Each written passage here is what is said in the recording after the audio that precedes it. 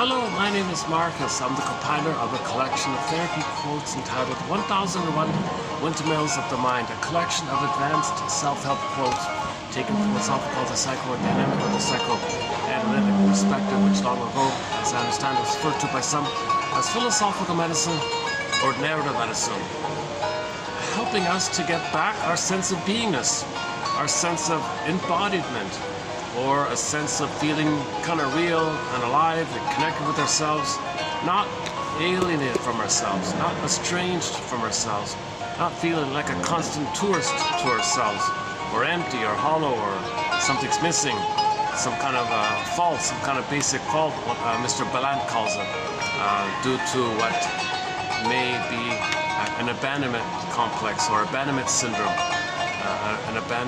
syndrome by Miss Groove calls it that. So theory is if the baby doesn't get its core basic needs in the very beginning, there's a huge fault that takes place. It's not a biological fault. It just feels, it's this eerie feeling that something really flawed took place, hence the phrase basic fault. In the original Hungarian language, that phrase didn't sound too, it was more familiar in that language. When they translated it into English, the closest approximation was basic fault. So it just means it feels as if some kind of basic fault took place. The old jargon was pre-Oedipal trauma, okay, the two-person psychology trauma, meaning baby and a mother trauma. So the baby didn't get enough love to complete that phase where the baby is one with the mother, symbiotic with the mother, and the kind of psychological egg mother-infant dual unity, blissful oneness kind of period. For the first 4 to 5 months, babies need an extended paradise, Garden of Eden, Shambhala, blissful oneness, participation mystique, etc. like that. And many babies are not getting it. If the baby doesn't get it, he feels abandoned. Hence the phrase abandonment syndrome. Abandonment syndrome. And this abandonment syndrome can kind of haunt us all of our lives. And we don't really address it even, we didn't talk about it even. So people then would transfer that problem and think, well, the problem is something else maybe. And then you blame this something else and think that's the problem. Yeah, not a bad little song, eh? What do you think? This is an instrumental. I don't have the picture here. Oh, actually, you know what? It's funny. Hang on. I can get the picture. Hold on a sec. Give me a minute to get up here. Yeah, I can get. It's from a video. It's from. He's an instrumentalist. I tech Dogan, D-O-G-A-N, is that right? A-Y-T-A-C from Turkey, a Turkish guy. Yeah, let's dig it up here in a sec. So this is just an instrumental called, I'm not exactly sure about the translation, something about Istanbul. He loves his hometown. I love my hometown, something like that. I'm not really sure. Let's see. Oh, here it is here. Yeah, here we go.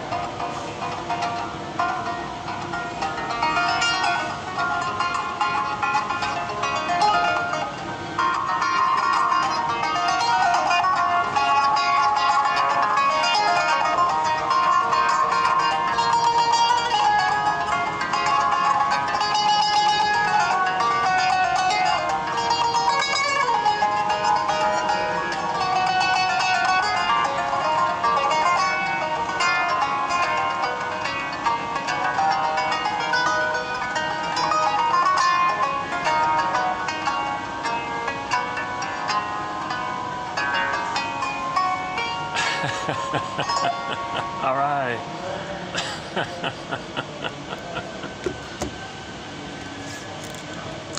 If that was copyrighted, you didn't see it. If you notice the skip just now in this video, I tried to play a song called what's it called? ASK. Sounds like ask. I'm not sure how you pronounce it. It's in the Turkish language. ASK, and then VE, whatever that means, and then Istanbul. We know. So I think it's it might be I Love Istanbul or something to that effect. The performer was ITAC, AYTAC, and then DOGAN. Oh, there's a concert version of him there. Oh, hang on. Oh, here's another version of it. Well, in case it's not copyrighted, let's try this one here.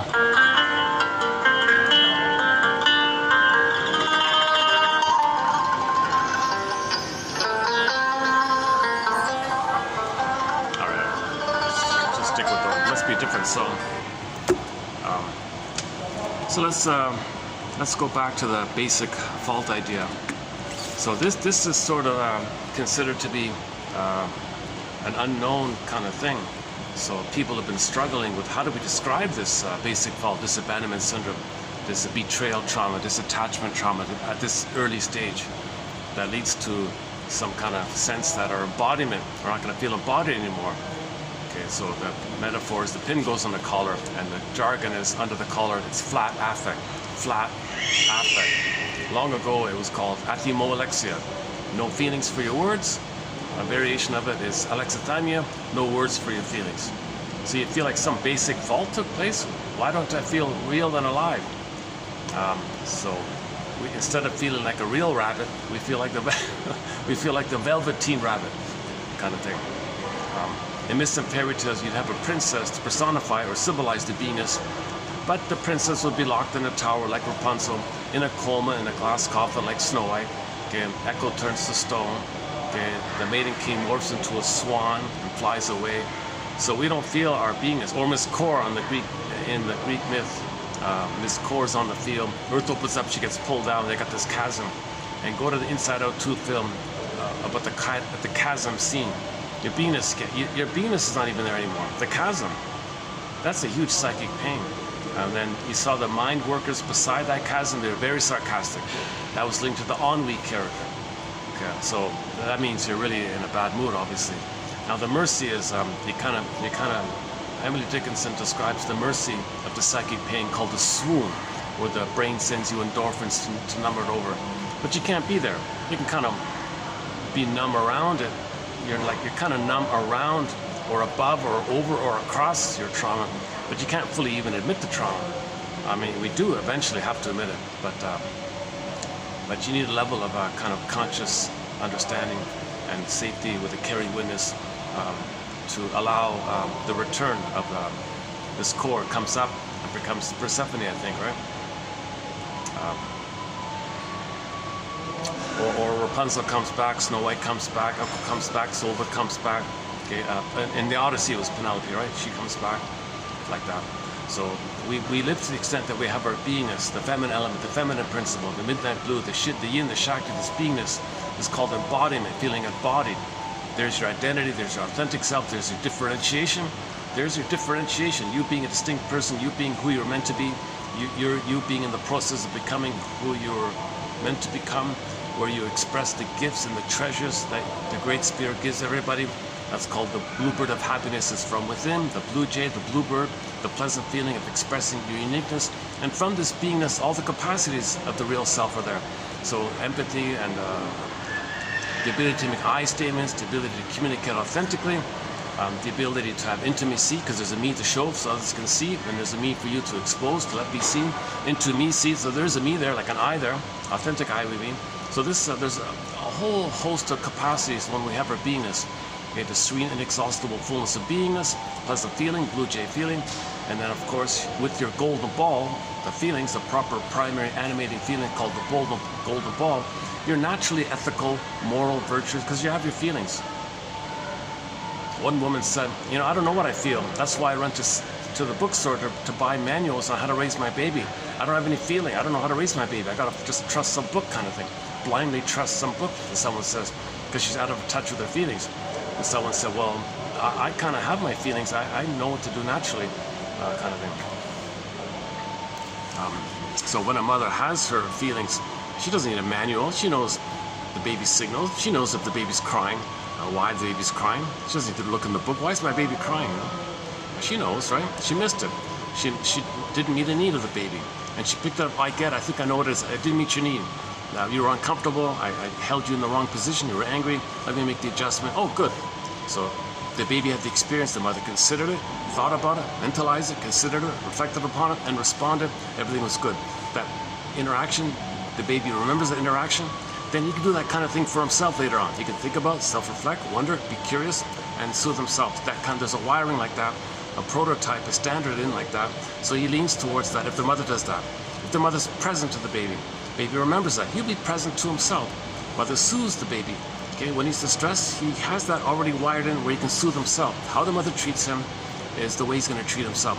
If the mother, babies get a sense of their identity by one theory called mirroring, where the baby understands himself via the interaction with the mother. So the interaction with the mother helps him to know himself. The baby wants to see himself reflected by how she sees him, and he wants to see how she sees him. Then that's how he sees himself. Then he can differentiate, have a sense of self as being distinct. That mother saw him, he was seen, mother is a seer, two people like that. So he needs that kind of experience. If the mother looks, if the mother's in a bad mood and she's upset or something, child sees that, child feels rejected. The person might go through life self-sabotaging their happiness, living dysfunctionally, living neurotically, living being afraid to be happy, because that dysfunctional, because being dysfunctional reflects how the baby saw himself reflected in their mother's eyes when the baby couldn't meet the mother's needs. So he's tied to her like this. He's waiting for mother's approval so he can know himself. So he's kind of stuck in this archaic kind of thing. So the babies need to be seen, okay, recognized, soothed, rhythm of safety, tenderness, sweetness, warmth, comfort, safety, so he can blossom. So his budding beauty, called Snow White, or the emerging self, okay, Snow White, okay, you're a symbol for your beingness called the budding beauty, where the emerging self can stay with you, be a part of you, can develop with you. Now, if that's all frozen, that's called the rest of development, stunted development, developmental rest. Because now the rest of you develop, you still grow up and get 10 PhDs, but your beingness is frozen early on. So there's a lot of material about the Snow White myth. We discussed that about 2 months ago. I highly recommend those we did a 3-video special run on the fairy tale Snow White. There's a lot of material. We do the comb and the apple and the laces, and the doors are minors, so within you, okay, you access within you how you're trying to bring up, like the minors. You're bringing up unconscious contents, meaning something about you that you don't know.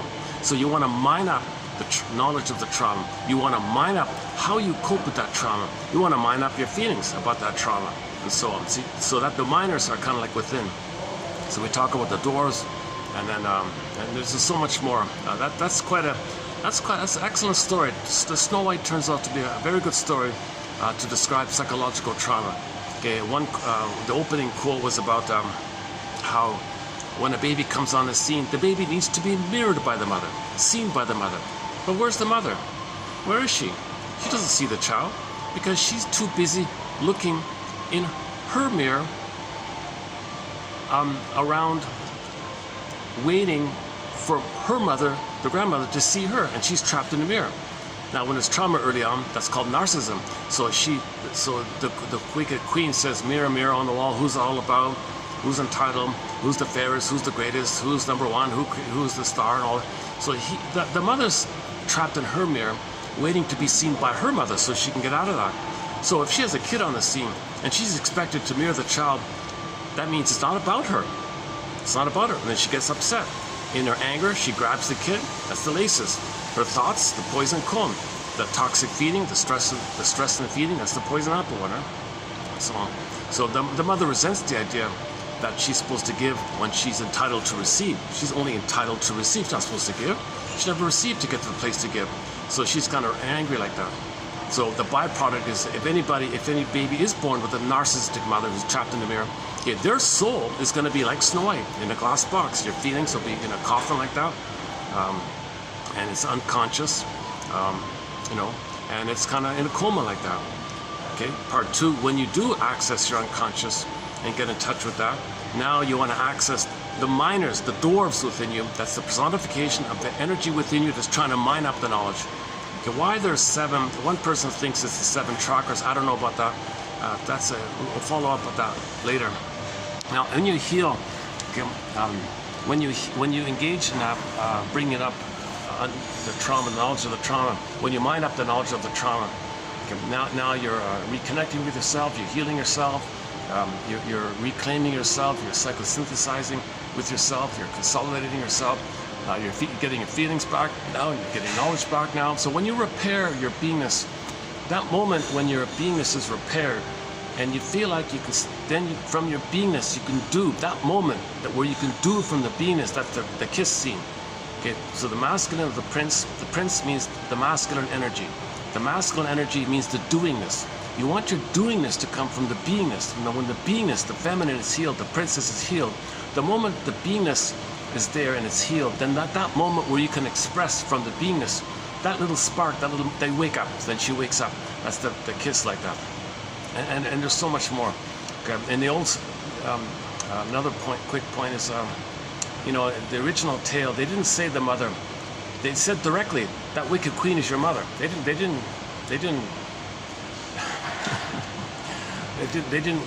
said it directly.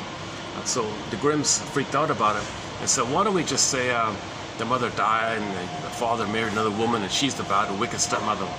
So, but they allowed themselves to do that because really what's going on, in the uterus the mother was good, and that good mother in the uterus time died, so to speak. And the mother at birth is seen by the baby as the wicked queen. It's the same woman, but the child thinks there's 2. But it's really the same one. Okay, I think I could go. Actually, should we go on with it? Well, I gave you a good teaser. I think what I just did was a good teaser for Snow White. We have a huge thread in our collection called Psychological Interpretations of Myths and Fairy Tales, Snow White being the most recent one. Okay, we did Jeepers. We do the Odyssey a little bit, the Resty a little bit. Some of the tales that Robert Bly likes to tell, 1 or 2 by the Chinnan, Von Franz, Johnny Sanford, Robert E. Johnson, I think there's one in there. Recently we did the Muses one by Mr. Chinnan, Alan Chinnan, about the 12 Muses. That's not a bad one, That film, what's it called again? The Pied Piper film from Hamlin. We discussed that film about a year ago.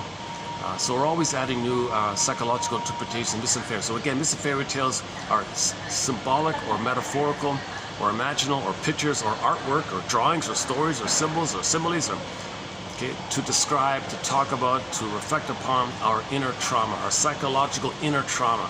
Okay, this cord gets pulled down. That's repression. The soul's missing. Pin goes in the colors. Likewise, flat affect. Okay, and the splitting mechanism. Okay, baby's enraged at the mother. He projects the image of his rage. Okay, some scary thing. Take your pick.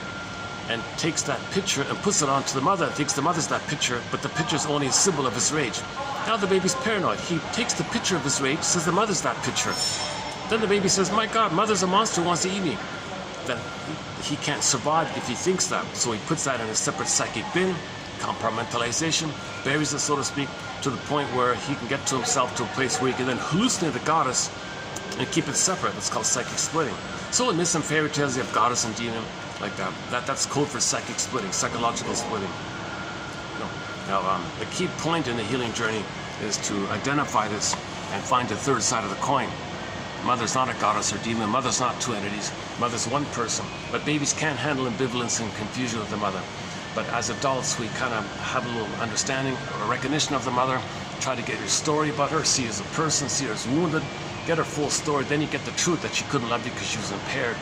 That moves towards seeing your mother as a wounded human. If you can see your mother as a wounded human being, okay, then you're healing the splits, and you're going to graduate out of the emergency thoughts of either or, my greedy, your greed, adversarial thinking, juggle slogan thinking.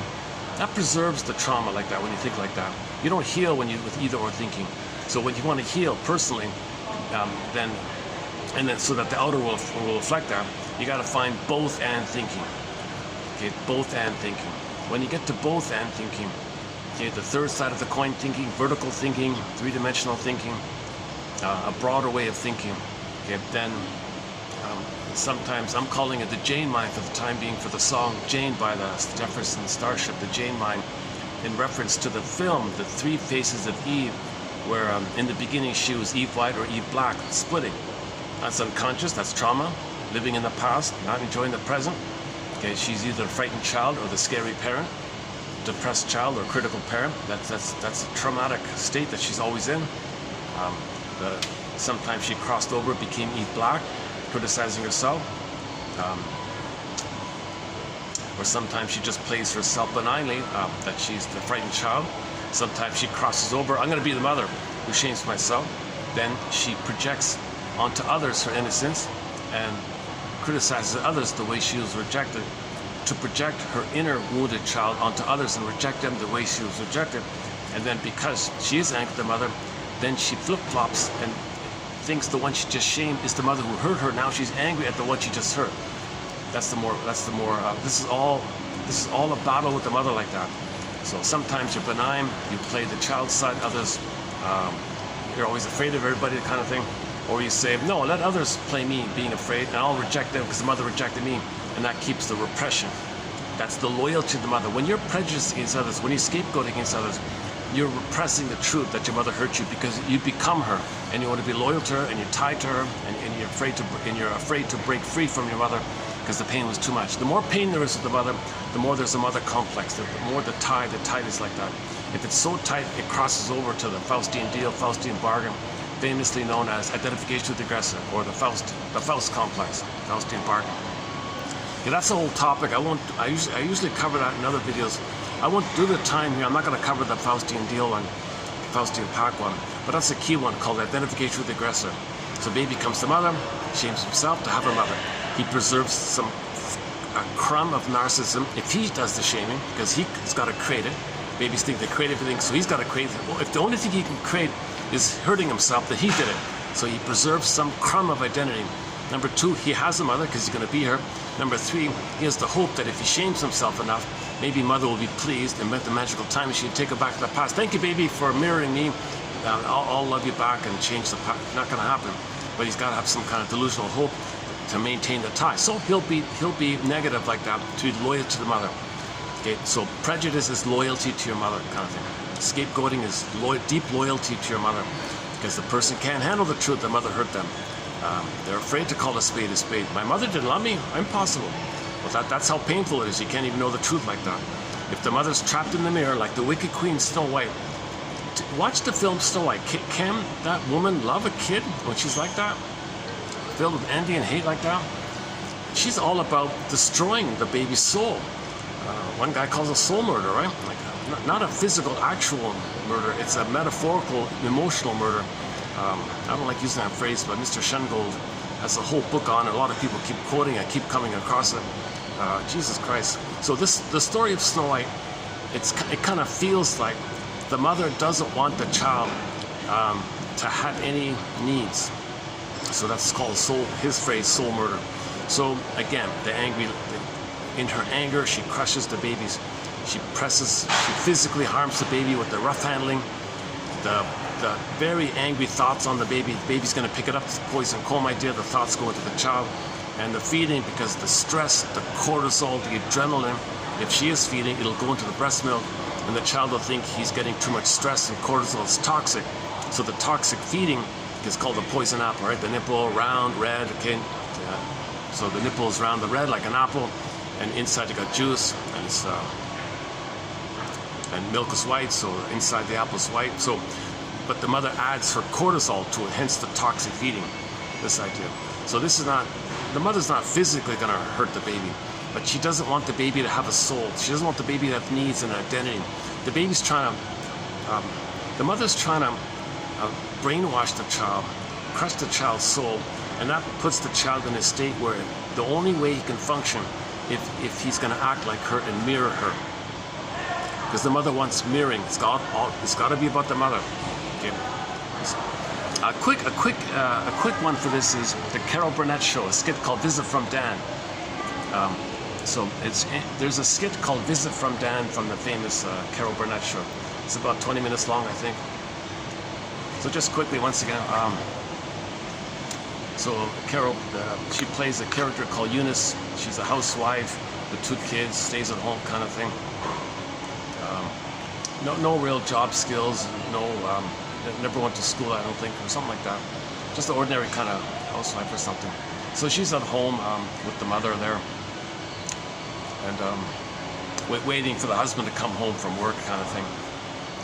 Meanwhile, they got a visitor, a guy named Dan, who's wanting to meet up with the husband. So he's kind of in the background, just waiting around kind of thing. So anyways, the phone rings, and it's the husband from the airport talking to Eunice, his wife. Sorry, dear, I fell in love with the waitress, and I'm taking off. My last chance at happiness, I want to grab it. Not happy with you. Last call, boarding, flight so-and-so, boarding. Oh, there's my boarding call, gotta go. And he hangs up kind of thing. She's crushed, she's surprised. The husband's gonna dump her for the waitress. She's really upset, single mother, no money like this. She's got a real surprise like this, very upset like this. And the mother says, yeah, I don't like what that guy said about me once. Yeah, I don't like that.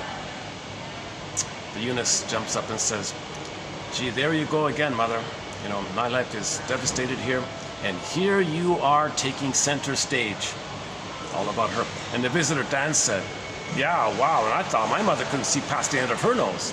An old expression for narcissism is that, right? So the mother had to make everything about her. She couldn't give empathy or feel for... Actually, the mother liked it. It turned out the mother liked the fact that the daughter was crushed, because then she'll be more dependent on the mother, and the mother will use that as seen as important and needed like that. Now, later on in that episode, the Dan guy actually approached Eunice and said, I'm really sorry, geez. They say that something to think about, at some point. A lot of people say, or they say, that when one door closes, another door opens. And in the interim, you're going to reclaim parts of yourself that you forgot about, maybe. You're going to find parts of yourself that were buried but were there all along. You're going to reclaim those parts and become the free creature you were meant to be, kind of thing. So he was giving her a nice little pep talk, I think. Now the mother overheard this, and she freaked out here. She charged across the room, jumped in front of Mr. Dan there. Look, whoever you are, I don't know what spaceship you came off of, but back off here.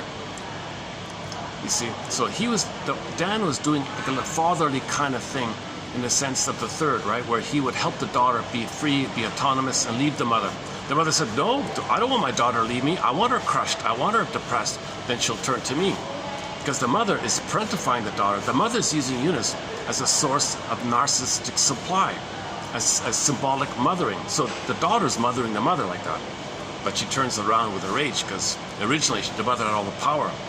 Okay, enter the cartoon. Mothers know how to push her buttons because, hey, she sewed them on. So she had a huge investment to make sure her daughter would never be autonomous, never be happy. And when the husband left, oh, that's good, fine by her. Works out really well for her, because it'll guarantee more supply for her. Dan stepped in a fatherly kind of capacity to help her to be autonomous, to heal yourself and grow and leave like that. He cut it off, she cut it off. And then Eunice, her reply was, mother, this Dan guy, we barely know this guy, but he's actually kind of talking to me like a human being. Something you, mother, have never done. No, mother can't do it. Mother can't do person-to-person relating. A narcissistic mother treats everybody like symbolic breast to siphon dry, to use up, because the mother's center stage, all about her. Okay, everyone's a thing to take care of. The mother's coming from a place where the baby, whereby when the mother was a baby herself originally, okay, and all babies, when they're nursing, think that everything is them and they possess everything. So the baby thinks the breast is theirs, basically, and they control it. It's their possession, and it's the thing they think, called part-object relating. So back to this mother here. She thinks everything, that she's the center stage, all about her, can't see the past end of her nose, Everything should, including the daughter, should serve her like this. And she kind of thingifies the daughter, doesn't care about the soul or feelings of the daughter, just thinks, just says, has the slogan, mother's rights, it's my right, she says, you know, and that she be taken care of. Because the mother's coming from that infantile place where she wasn't seen by her mother. So that mother, this mother, in the Carol Burnett show, is trapped in a mirror like that.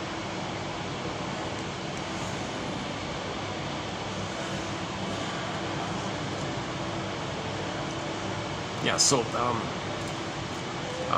back to Snow White.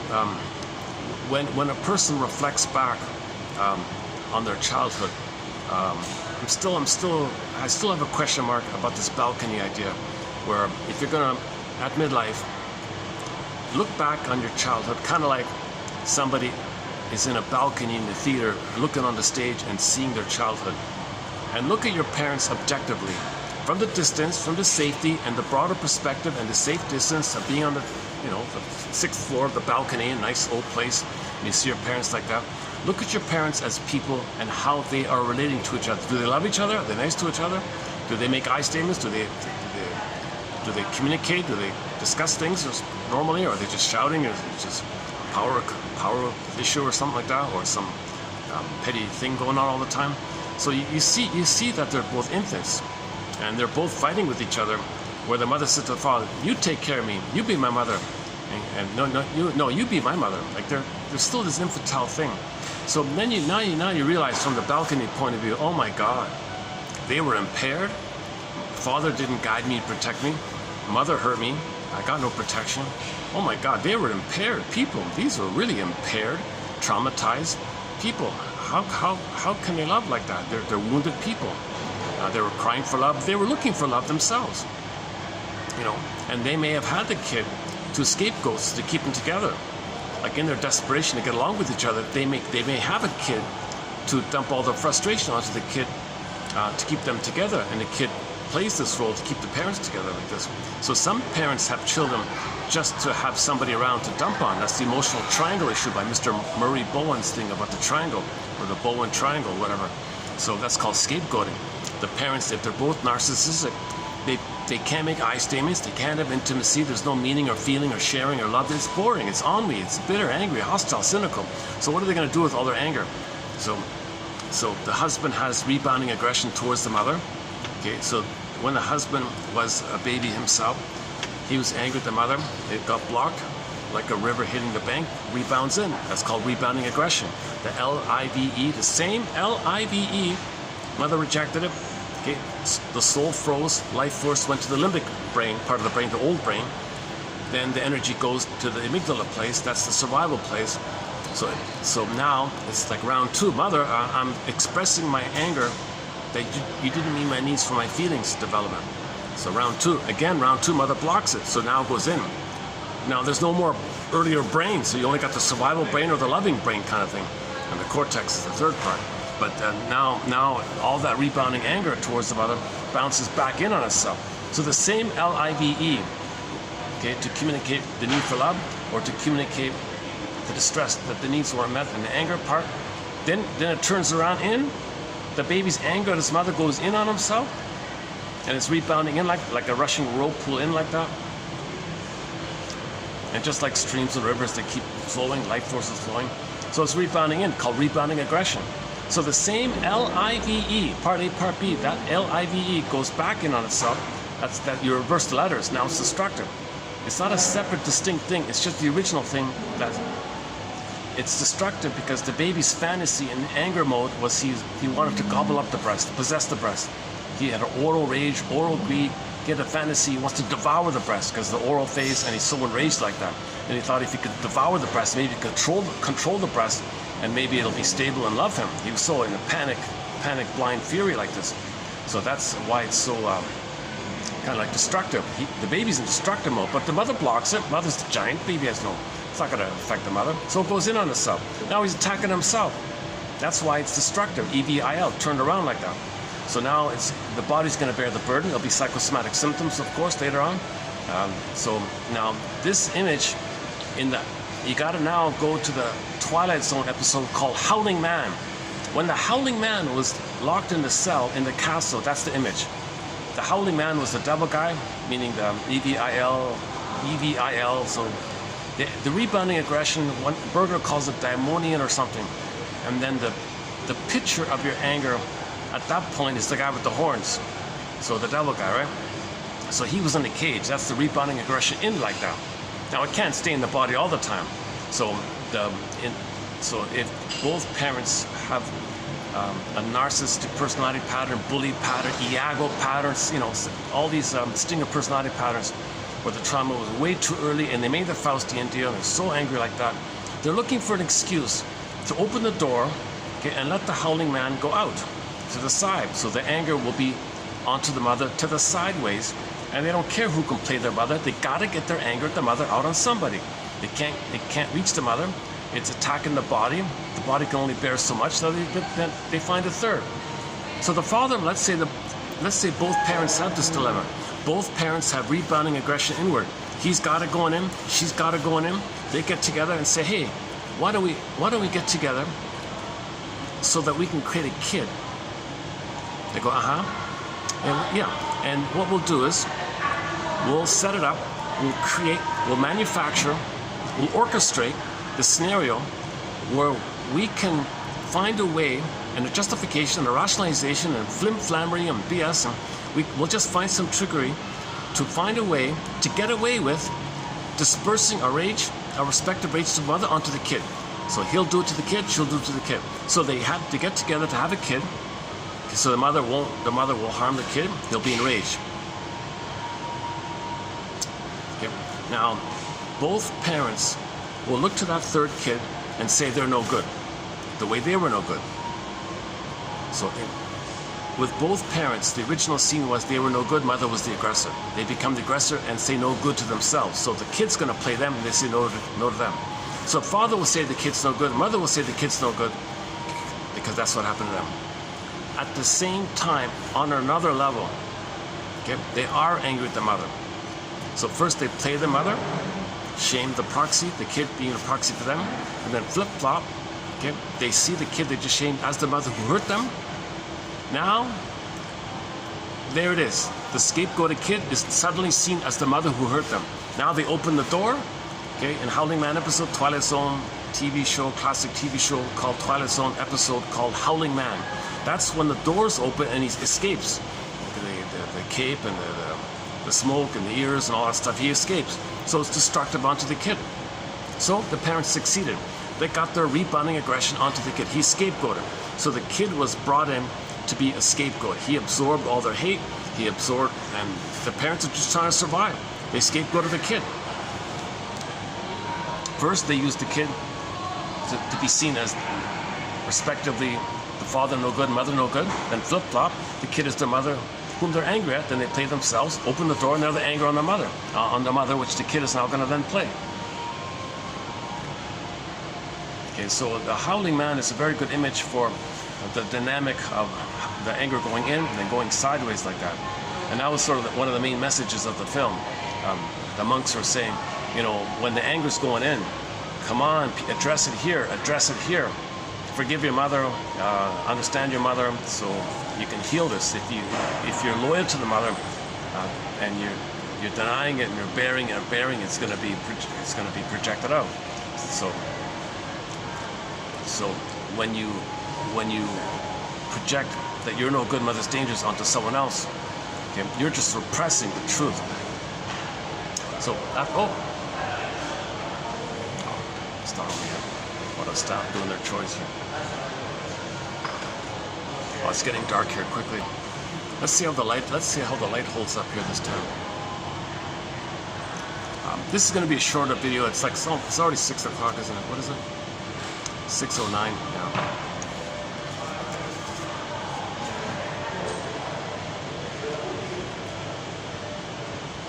Oh wow! Oh my goodness! Check out the flames across the street. That's quite a barbecue. My goodness! Jesus Christ! Well, that steak is unedible. You got to be kidding! Check out the flames across the street. Is it showing up there? Do you see the motorbikes in the lane, in the driveway? Just beside the motorbikes, if you see some flames, Oh, now it's calming down. What's still going on? Oh my goodness.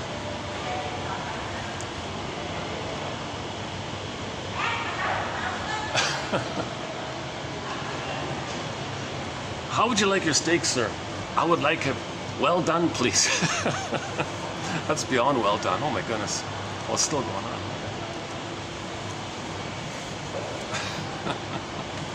I want the charcoal steak. Oh, now it's finally calmed down. Oh no, it's still going on. Look at this. Can you see it across the? It's beside the white sign. It's between the white sign and the motorbikes. You might see a flame there. Hope so. Maybe that's just the style of. Maybe that's the style of cooking or something. Short, intense flames for a little while.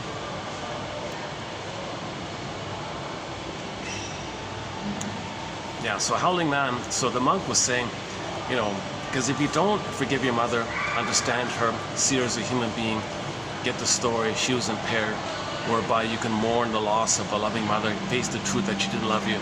If you don't do that kind of stuff, if you don't self-reflect and figure out what's going on, why there's the howling man in the cage, why you're angry at the mother that's bouncing in on the body, if you don't analyze this kind of thing, and you just keep ignoring it, just keeps rebounding, it's going to escape.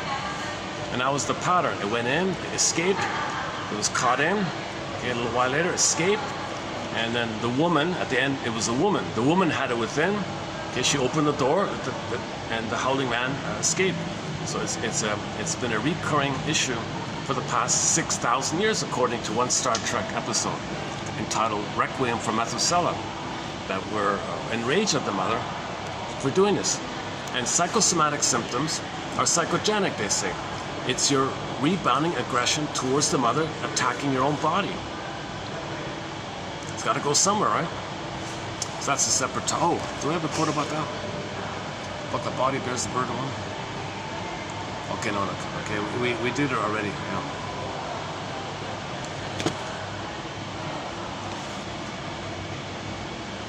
So we were talking about Snow White being a good example. Yeah, okay. Okay, so I'm not going to do the full, so there's way more to it about the Faust complex. The baby crosses over to have an identity. Okay, so all babies begin with narcissism. They do everything, they create everything, and they're kings and gods, they make it all happen. But if they're the victim of the mother, they're passive. How do they salvage any identity? Well, they make the deal. Okay, if they become the mother, they have that kind of, play that side, the power of the mother, so to speak. Then they can say to themselves that they did it. So they get the power. They salvage some power of the thought that they create things, they make things happen.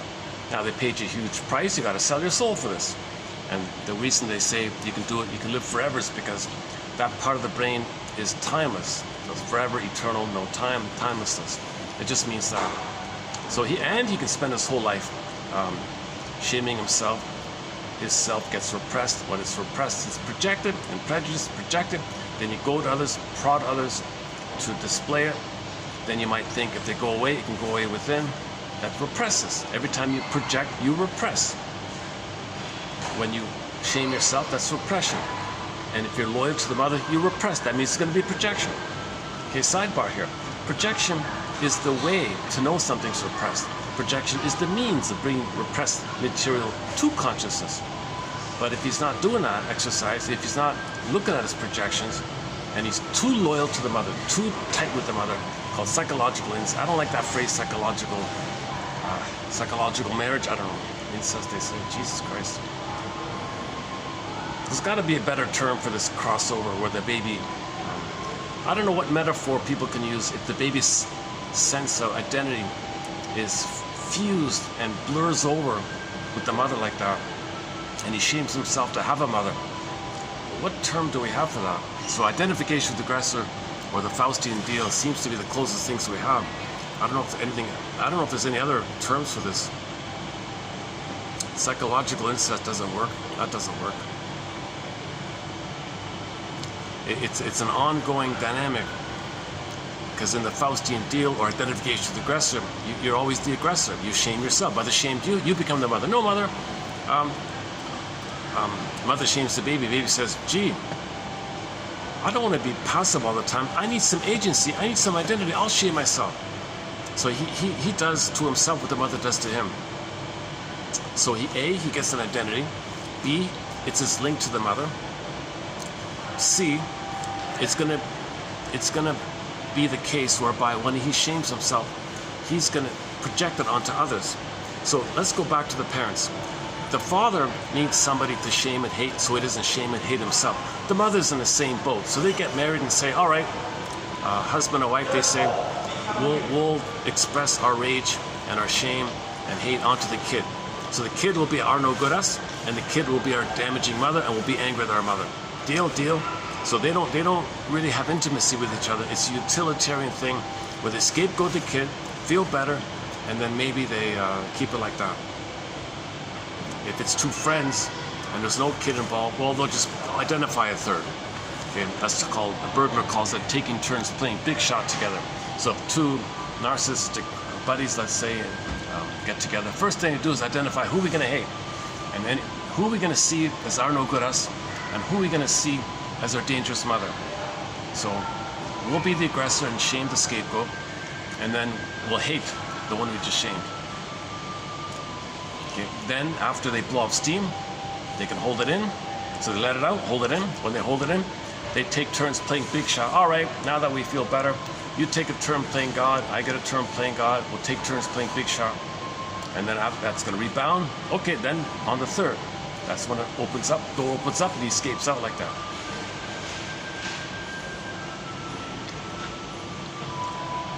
If you watch the episode, you'll know what I'm talking about. Howling Man. It's a very moody, very well done episode. Unfortunately, the actor is a bit of a... They kind of missed it with the main actor, but everything else about that episode is very good.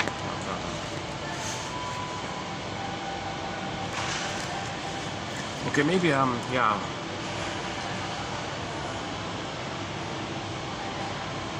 And lately I've been talking about the Forbidden Planet film called Monsters of the Id. Okay, Id monsters. So on the planet you have the monster, but it came from the unconscious. Mr. Morbius, the man on the planet, his unconscious was linked to the machine planet, which would materialize things. A planet made by aliens, whereby if you're on it, it creates the thing that you think about. So Mr. Morbius is on the planet, and the planet is going to be an extension of his unconscious. So if he was unconsciously angry, there'd be a monster on the planet running around. He looked like the Tasmanian devil kind of thing. But he didn't know it. The conclusion was, that came from you, Morbius. You were angry at that guy for messing with your daughter like that. You're trying to be polite about it, but you were really angry. And that's why that monster attacked that guy like that. He didn't know the monster was doing that. Okay, this is code for the baby creates everything. The baby thinks he creates everything. When he's nursing, he's the universe, or he's the center of the universe. He thinks he creates everything. He wants something, poof, there it is. He needs milk, poof, there it is. He doesn't understand that the mother's separate from him who's giving him the milk. Baby says, I want this, poof, it happens. I need this, poof, there it is. He thinks he's kind of doing all this. Unconditional, hallucinatory omnipotence. Omnipotence of thought. Magical thinking, kind of thing. So that Forbidden Planet was about that. And they wanted to teach you that it's within. That those monsters are pictures of your anger at the mother. Okay? The picture of the Lucifer, or whatever, any kind of... In that episode, they had a whole bunch of... we did it already. Yeah, that was about 2 weeks ago. In that episode, they listed all the various names in folklore around the world for this rebounding aggression at the mother. So it could be the Lial or something, Ahriman or something, Ahri, or Amadioyos or something, okay, Satan, devil, the guy with the horns. That's just a picture of a person's rage at the mother, which is bouncing in, then it goes to the side. So it's destructive because it's destructive to yourself, and when it's let loose, it's destructive outwardly like that. So in the Forbidden Planet, Okay, Mr. Morbius would be enraged. There'd be a poof. There'd be a Tasmanian devil monster creature, and it came from within. Now, if you don't know that it's within, and you really don't want to know that it's within, you really don't want to know that your mother failed you and your mother hurt you and you're angry, you really don't want to believe the truth, you really can't handle the truth, then you describe that picture of your anger and say someone else possesses the traits of that picture. Okay, that's called prejudice. Okay, that's called projection. Okay, that's called scapegoating, in order to repress the truth and bury the pain that your mother hurt you, because you don't want to admit that your mother hurt you. You're protecting her because you are her, and that's called melancholia. You can't separate from her. That's that marriage, that inner marriage, right? The Oedipus marriage thing. It's a metaphor for this inner marriage. It's not an outer marriage, it's an inner fusion like that. So, you see, the reason it's complicated, because if people want to admit the mother hurt them, that means they feel like they had no mother, but they are the mother, then they have no self. That's why it's called melancholia like that. Complicated grief, aggravated grief, melancholia, and so on. So the way to deal with the pain of it all is called externalized living. Externalize, well, just project, it's externalized, it's outside. Scapegoating is outside, it's all externalized. Positive inner experience, lack of an ability to touch your beingness. Remember the chasm, the pain there, and the sarcasm and the swoon, it's missing. This cord got pulled down. So that's a psychic pain like this. And then the tribute to a forbidden planet. Okay, so the message is, if you don't believe mother hurt you, then your picture of your rage, you take that picture, it's only a symbol, it's not real. The picture of your rage is not real, but the rage is real. But the rage is to your mother. That's why monsters from within, meaning anger is within. Okay, so the picture of your anger and the picture there, it's all within. Can't you see, can't you see, can't you see? Okay, go to the song by the band Delirium called Self-Saboteur. I won't play it this time around. It's all within like that. So you describe the picture. Okay. It's only code for your anger. The picture's not even real. The picture's not even real. The guy with the horns and the cape and the smoke and the collar, that pointy ears, that's not real. That guy's not real. That picture's not real. But you describe that picture. It's intimidating, right? And you say someone else possesses the traits of that unreal picture.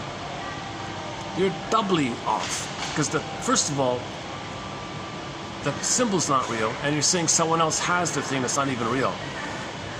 But that exercise makes you think out all the time. And then you coax people to show signs. Then now you make excuses for it. See, I know they're dangerous. You provoke them to do something dangerous. Aha! That's repress. So you repress. So when you repress, you project. When you project, you repress. When you repress, you project. So we got this thing going on like this. Okay, it all goes back to the famous line. Projection is the means of bringing repressed material to your consciousness. Laughlin calls it kind of like looking in the mirror. You look in the mirror, you say, oh, it's in the mirror. Oh, exactly, it's in the mirror. Oh, it's within. Oh, okay. Like projections on a screen. It's not real, it's on a screen, it's within. You're the projectionist. The projection mechanism, psychic mechanism, is within you. The contents on the film, it's within you. The contents, the film, it's yours. The mechanism is you're doing it. And you're the projectionist, and you put it onto the screen, and you say, that makes it clear, it's within. It's like a mirror, it's within. Now you don't want to, now if you look within like that, then you, wait a minute, why am I angry with my mother? You mean she didn't meet my needs as a baby? My mother failed me? The greatest hurt of all, mother failed me? Really? Holy, you know what, right? So you're kind of surprised like this, but then you move, then you put your detective kit. So this is a detective help. So you got to be a detective here. Okay, so get your mother's story, find out and discover the truth that she was impaired, and she had narcissistic pride, of course. She was trapped in the mirror. She didn't have a chance to go through a normal developmental process. You know, here's a new one. I just found it this morning. Find out the feeding with the mother. Ask the mother about the feeding. Did they do that obnoxious forced feeding on you, scheduled stuff feeding? Or were you normally fed? I just saw that this morning, some guy named Watson or something, long ago, was bombarding the population. No, don't relate to your baby. Don't have a connection with your baby. No, don't, you'll spoil him. No, just keep it cold and follow a schedule and you feed by scheduling. You know, that guy did it, told his wife to do that, and one of his kids took his life, right? And then he said, he didn't even feel badly about it. He said, well, I got to update. Yeah, I'm right, but I didn't quite, I got to refine it or something.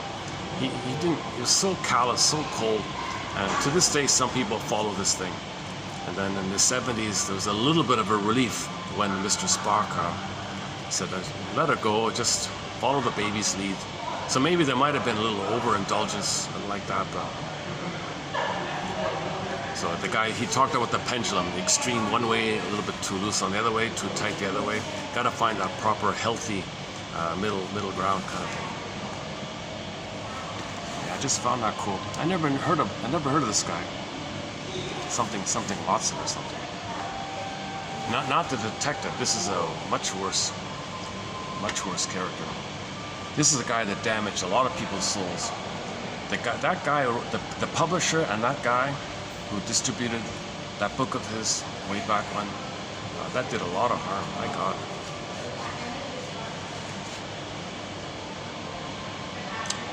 What that guy was doing is going to lead to abandonment neurosis. The basic fault's going to come from there. Okay. In other words, he's telling mothers, don't treat your baby as a human being. You'll spoil him. That's what he said, more or less. I'm paraphrasing. Well, I'm paraphrasing the author who wrote that. He made it pretty clear the way he was saying it. That quote's coming up. Yeah, that quote's, it'll be fast forward to it. Let's see, it'll probably be 2995, I think. It's in the pipeline, in the works. It's in the pipeline, coming up.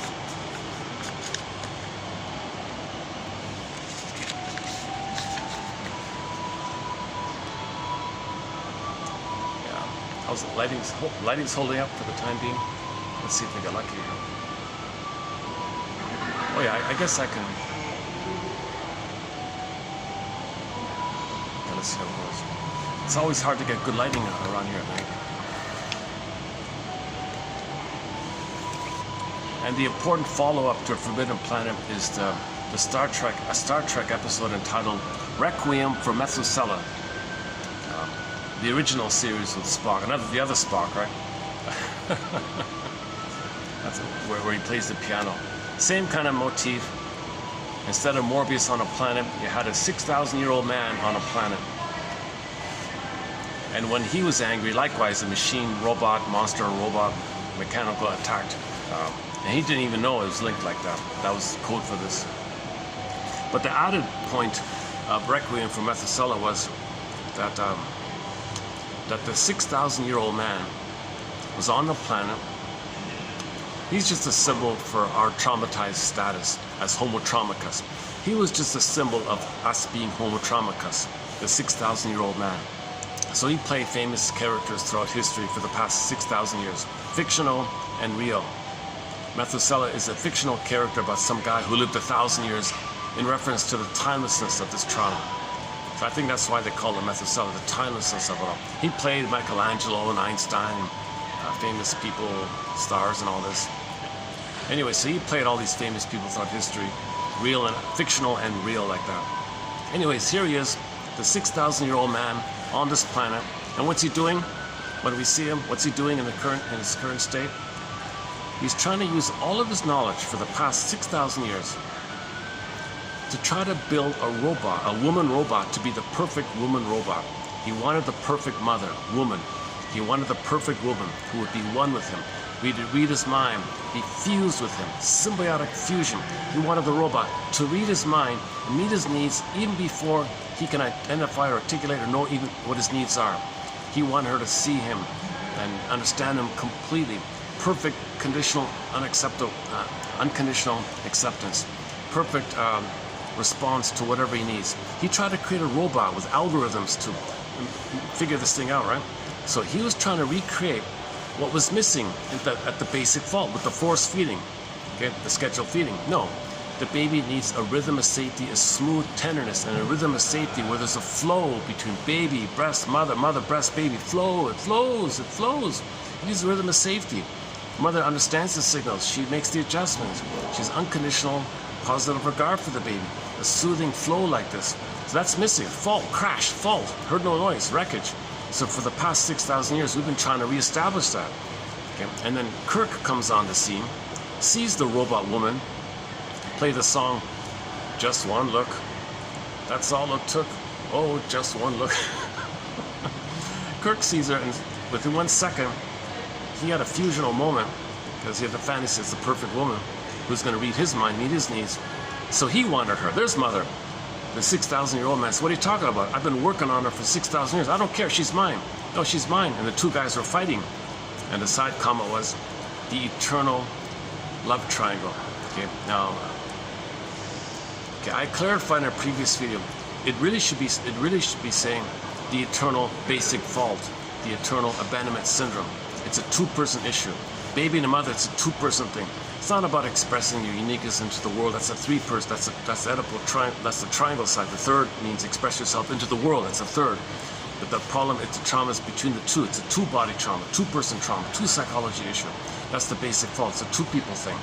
Now, when there's a problem with the two-people thing, and when the baby's traumatized by the mother, and the baby says to the father, hey, father, can you do what the mother should have done? He can't. So it's the basic fault. He can't. The father can do some encouragement, some protection, some guide, but he can't do what the mother should have done. So just because you transfer to the father doesn't mean it's a triangle now. It's just it's the pre-Oedipal, it's the pre-triangle, the two-person still going on. You just transfer it to that. So it's not a genuine triangle issue. So we confuse things with this triangle issue because it implies that the pre-triangle issue was resolved, but it wasn't. It just got transferred. So these people, some people are saying, we need a new term here, because the moment you say Oedipal issue or love triangle issue, like in Star Trek, you're implying the prenatal trauma there was no prenatal trauma. If there was no prenatal trauma, you're good, right off the bat, right?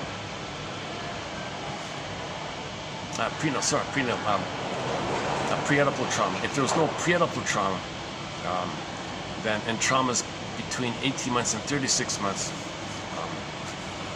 yeah, the person might be dysfunctional a little bit, but so as I understand it, the Oedipal issue is the child, in its ideal form, the child did get enough love. He is autonomous with the mother.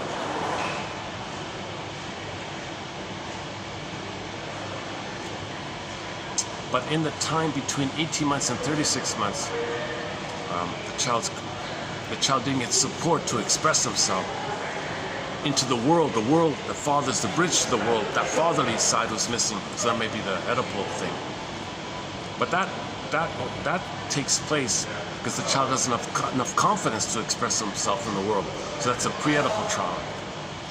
So forget about this triangle term or Oedipal term. Call it something more basic fault, abandonment syndrome, abandonment depression, or the prenatal trauma, the pre-Oedipal trauma is just transferred, it just keeps being transferred along the line, which is a basic thing. Okay, so,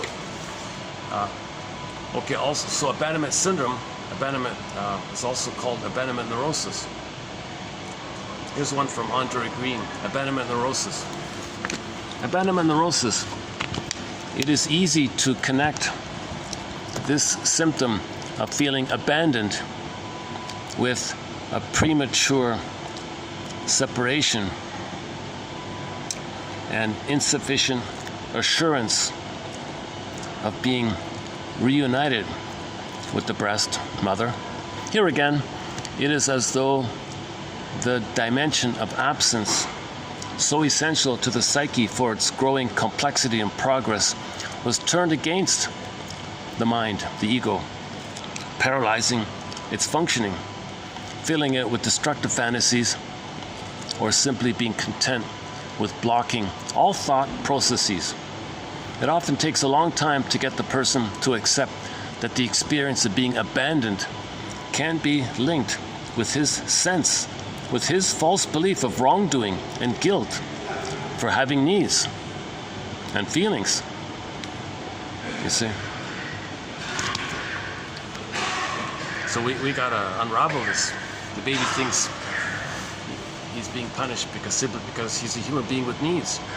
He's not supposed to be punished for that. Babies are human beings with needs. In an earlier video, the old term was the weaning problem. There was a problem with the breastfeeding, the weaning, they said. Something with the weaning, too early, too late, too much, too wrong, too scheduled, too forced, too angrily, something wrong with the feeding time. So that's the basic fault right there, or the abandonment syndrome right there. And then the baby has fantasies, he's attacking himself, he's punishing himself, those rebounding aggression fantasies, the howling man one, okay, the rage going in, now he's attacking himself like that, the body's gonna suffer like that. So he's criticizing himself, he thinks he's guilty, he's defective, something's wrong with him, he's in pain. Does that mean mother's punishing him? Is he punishing him because he did something wrong now? What did he do wrong? You know, the mother said, you didn't save me. Mother, I tried to save you. Well, mother said, well, you didn't, did you? Oh, geez, so he's wrong, he's guilty, he's angry at himself. Mother, I'm angry at you for thinking this. Mother blocks it. Oh, now he takes the anger to himself like that. So that's all related to abandonment neurosis. Abandonment neurosis. Abandonment syndrome, basic fault.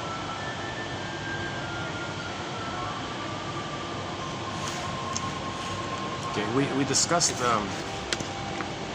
this topic already, but that's just an added on one. But in the next video, let's see. Yeah, it's coming up in the next video, 2985, abandonment syndrome. Abandonment syndrome, this occurs in early childhood and affects us throughout our adult life. It is simply the feeling of abandonment that a child feels early in life. We often think of it as physical abandonment, but no, we're talking about emotional abandonment.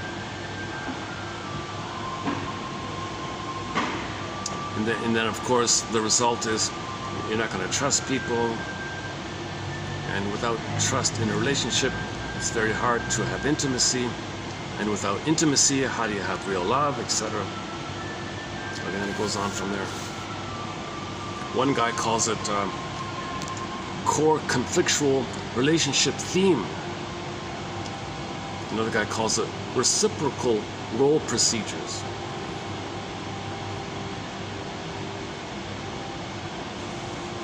Masterson calls it abandonment depression. Klein calls it persecutory anxiety. This is immense fear, immense fear, and his fantasies against himself. The father cannot do what the mother should have done. So he'll transfer the rage of the mother onto the father. Father's being blamed for what the mother failed to do. But the child becomes the mother. So he's loyal to the mother, he is her. So the anger at the mother is going to be put onto the father. So the child's angry at the father for what the mother failed to do. All the father can do is provide some guidance, some protection, some encouragement, some positive counterbalance, but he cannot do what the mother should have done. The mother's meant to provide an extended social uterus. Father can't do that. The baby and the mother were intimate for 9 months in the uterus. The mother's supposed to provide an extended period for the first 4 to 5 months on her belly, nursing, skin to skin, skin to skin. You know, that guy, that Watson guy, whatever, he said no skin to skin. Okay, if there's no skin to skin, he'll be desensitized. He won't have any feelings anymore. He'll be deadened inside. So that's what he was trying to do. He was trying to create, I think he was trying to create flying monkeys, put it that way. I think he was part of the flying monkey campaign. We need more flying monkeys to pillage and plunder. I think he was doing that. He's considered the father of treating babies like things, basically.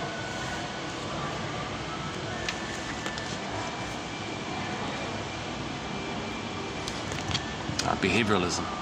Treating babies like machines or mechanical, like they're machines or something, like cars or something. Okay, well, we'll continue with the abandonment syndrome. That's a heavy topic.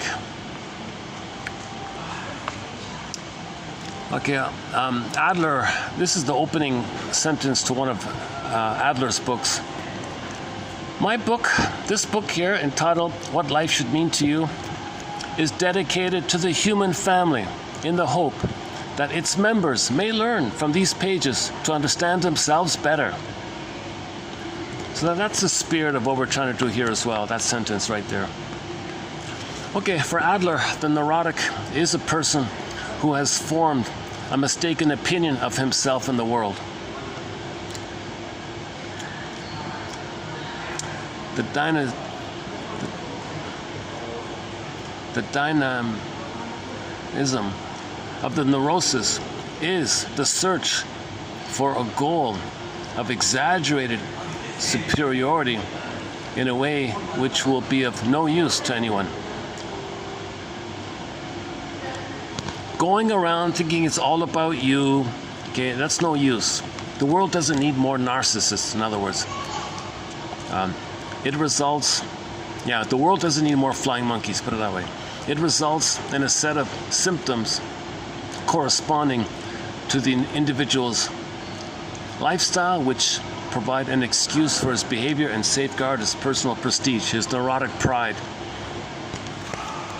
Okay, so in trauma, you take refuge in that grandiosity. You cling to that old archaic time that in the uterus you were a little king and a god, and that's your only identity.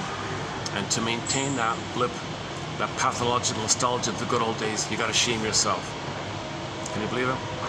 You actually have to reject yourself, reject others. You reject others, that means you reject yourself.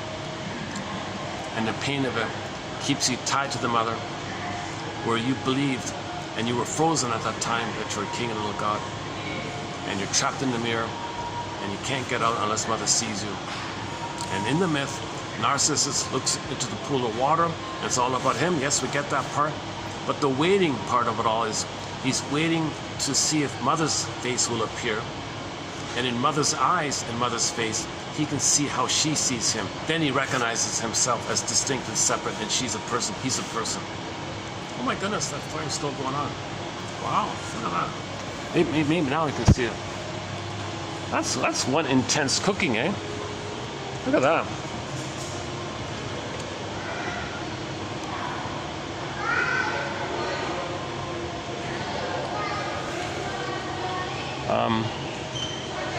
In the middle, okay, I'm shaking it too much, right? In the middle of the screen, there's a white sign just under it on an angle.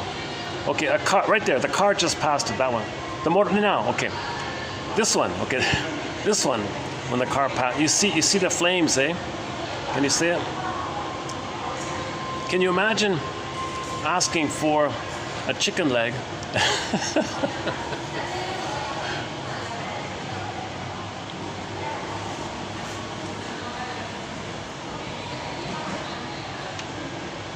What on earth requires that kind of flames to cook something?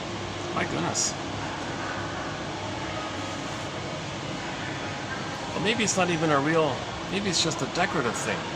Maybe it's not even real flames. Maybe it's just some kind of like a showy kind of thing or something.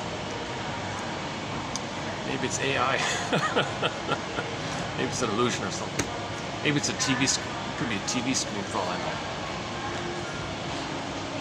It got me curious. I'm gonna walk over and take a look.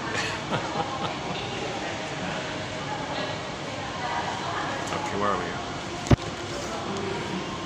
Let me just take a small, let's take a little, let me just take a short little musical break here. Hold a sec. You know, I don't bring my speaker anymore because I'm in the hotel here. So the audio on this isn't so great, but let's just take a short musical break here.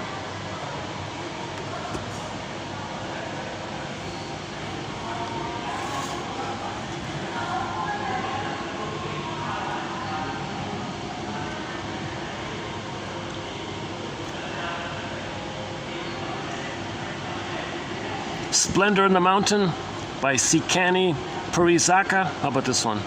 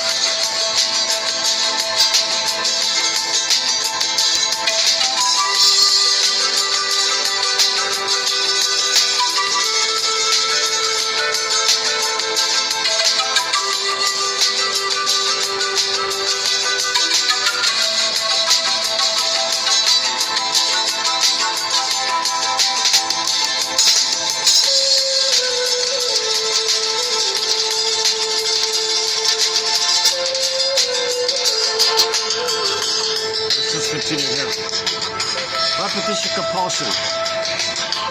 Repetition compulsion. The impulse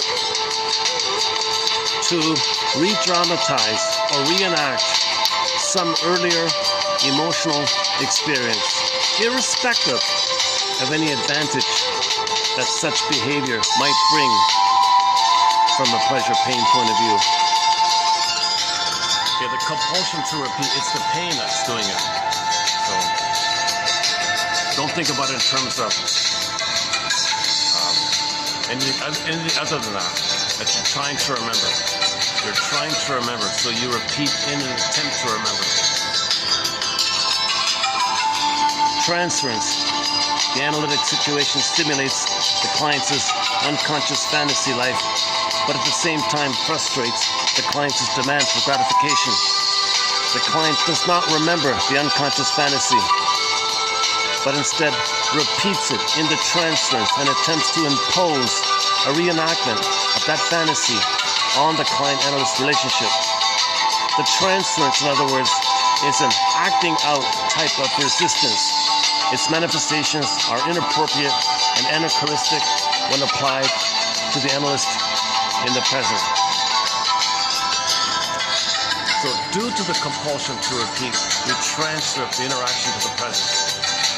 So the analyst will be you and you shame them because you're the shaming mother. Flip flop, okay, you play yourself, the analyst is your mother, and you're angry at your mother, and the analyst is your mother, and you're angry like that. So you're transferring it. Anachronistic, but you do this to know the story. So in one example, the shrink said to the woman, "Oh yes, you're letting me know what kind of childhood you had." "What do you mean?" she said. "You're letting me know what kind of mother you had and how it felt being with her. Please go on, shrinker man. You're putting me in the role of you back then, and you're acting like her, and I feel a kind of tug and a push and a pull to maybe feel what you felt with her back then." Flick, flick, she got it. Okay, she's acting like the mother, to communicate in her behavior, in her reenactment, what happened in the past. The shrink helps you to put words to it all. And then when you remember and feel, you stop repeating. That's the cure. That's the therapy cure. If you can get your story, narrative medicine, you don't need to repeat. We only repeat because we're trying to get the story. Memory, repeating, working through. We don't remember the trauma, so the body remembers it. So it gets us to act it out. Now we got to symbolize it, assimilate it, have a conscious recognition of it. That's the basket, and then the feelings come. When the feelings come and you have an emotional knowing of the trauma, you don't need to repeat. If any woman can get any kind of emotional glimpse of how they were hurt with their mother, they won't traumatize their baby. But if the mother doesn't remember anything, if the mother doesn't remember at all what happened to her, in an attempt to remember, she recreates the whole thing. So her own baby's going to play her back then. She plays the shimmy mother and replays the thing. Transference, acting out, repetition, compulsion.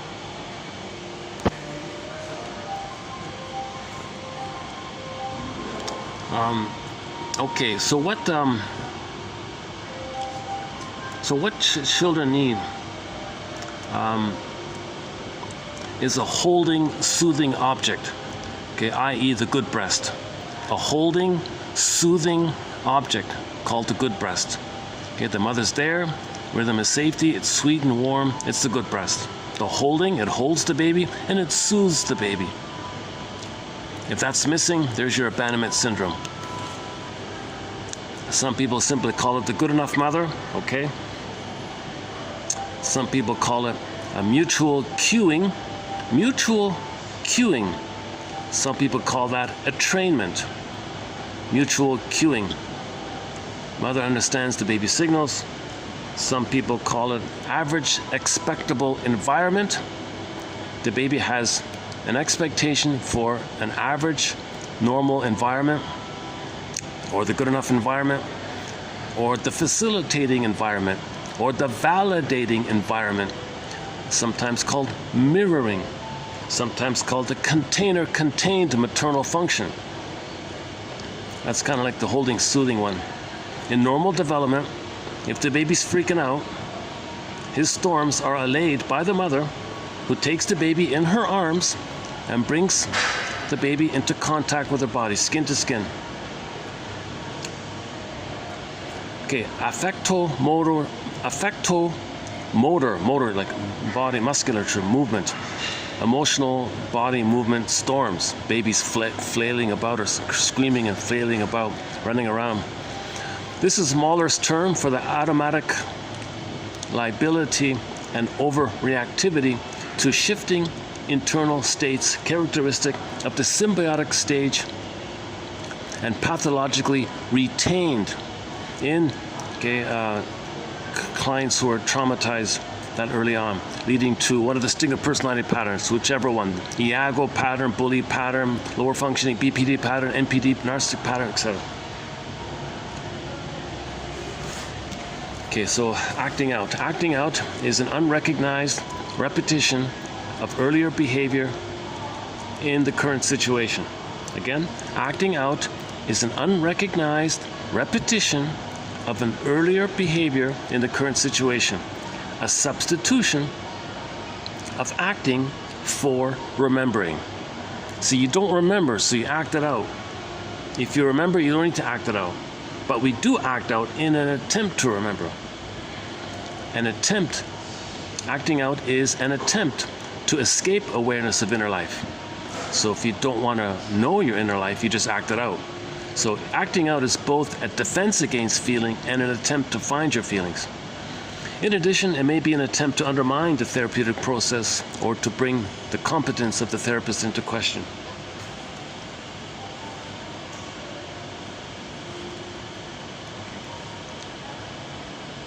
So if the client wants the therapist to fail, they want to communicate that their mother failed them. See, therapist, you're going to fail me. I'm going to make you fail me to communicate that my mother failed me. That's his way to communicate it. That's the acting out. Okay, transference. Transference, whatever the form, stems from a compulsive factor which tends to repeat a constellation going back to childhood and which, unless it's analyzed, will always tend to reproduce itself spontaneously. For a long time, the term repetition, automatism,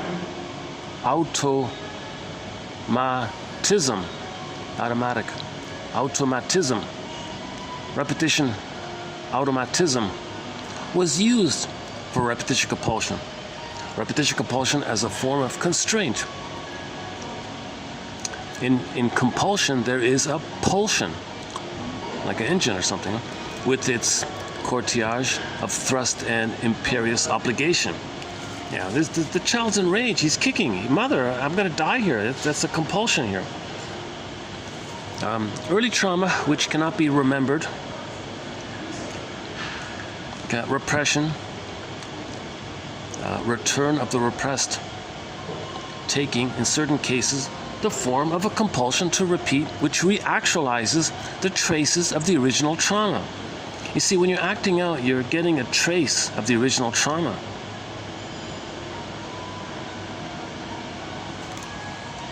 That quote we had before about somebody slighting the guy. Somebody looked at somebody and he didn't look back. He was enraged. He felt he slighted me. He was in real enragement. So that little tiny thing of some stranger not looking back at him or something, and he said he felt slighted. He had a burning rage. That, to be triggered like that, that's unprocessed trauma. That's a glimpse that the mother didn't see him. He wanted someone else to see him. Someone didn't see him. He wasn't the center anymore. That's the evil queen in Snow White. And she was enraged like that.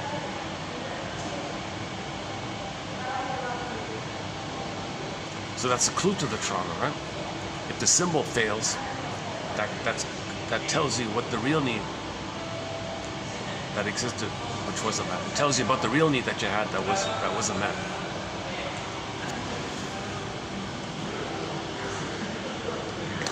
In the compulsion to repeat, not only do we refuse to grow up. Yeah, so if you don't want to remember, you don't want to heal, you don't want to grow up, you can just keep repeating. Just smoke, whatever, drink. Just replay the disappointment. You had a hope, it disappointed. Oh, eat the cookies, you're disappointed. Drink the wine, disappointed. Go to the slot machine, disappointed.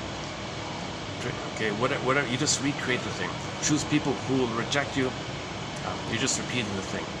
So you can do that as a way to just stay stuck in the past, and the outcome is you're not growing up, you're not healing, you're not feeling, you're not healing. Now, at the same time, you're doing this because you are trying to know that mother failed you and abandoned you and rejected you.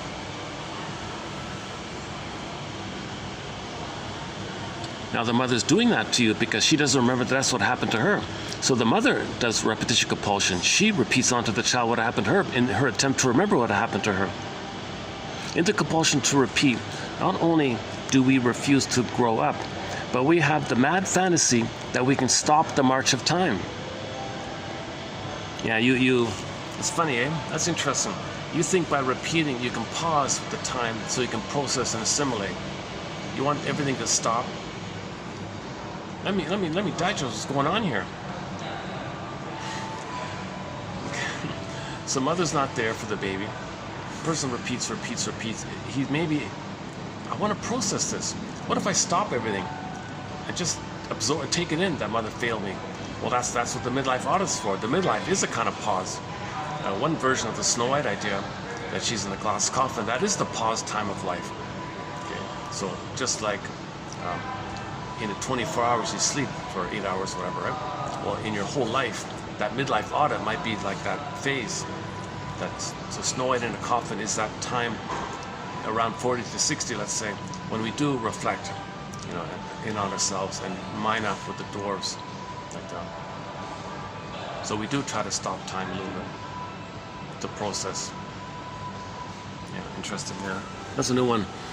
This the mad fantasy that we can stop the march of time. The therapy work must accumulate in an agreement on a possible relation between the past and the experience in the now, overcoming the opposition between fantasy and reality, and so on. Okay. Is that it?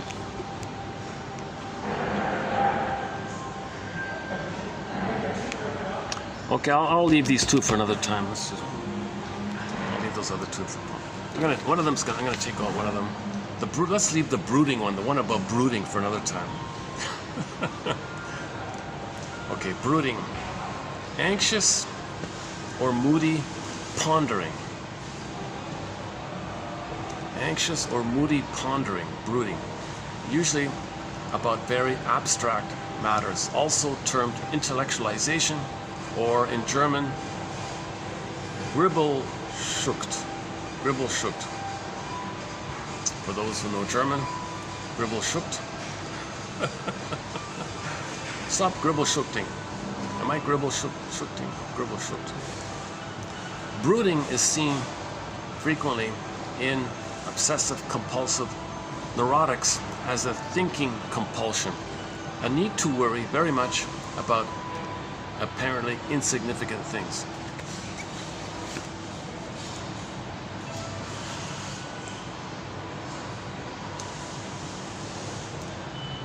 Okay, one theory about the OCD is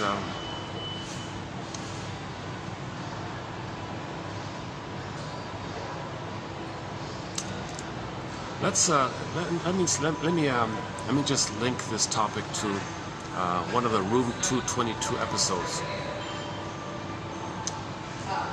There's an episode in season 1 of the TV show Room 222.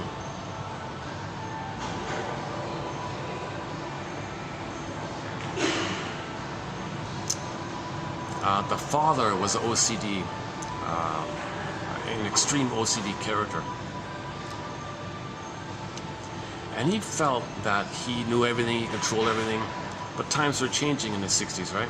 So his rage around that he doesn't control the world, doesn't own the world, it's beyond him, he's enraged. He took that rage and took it onto the kid. He dispersed his rage onto the mother, onto the kid. So first he tried to control the mother by controlling everything. His OCD was an attempt to control every little thing. The baby wanted to control the breast. But the breast was the planet was changing, 60s, he couldn't control the planet, everything around him. Freaking out. Now his rage at the mother is coming up. There's the kid. He took his anger on the kid. So he had a lot of brooding, complaining, this guy. A very negative guy like that. Now, if you're Tina Gilbertson says, if you're wallowing about the past, okay, what you want to do is to make it constructive, put a dash between the W and the A in that word, and focus on the allowing part, where you allow your feelings from the past to come to the present, and link the past and the present. So when you're talking about the past, how did the past, or how does the past affect you in the present still? Make those kind of links, then it's constructive. Now, if you don't make those kind of links, you're doing the brooding and the OCD and non-constructive wallowing.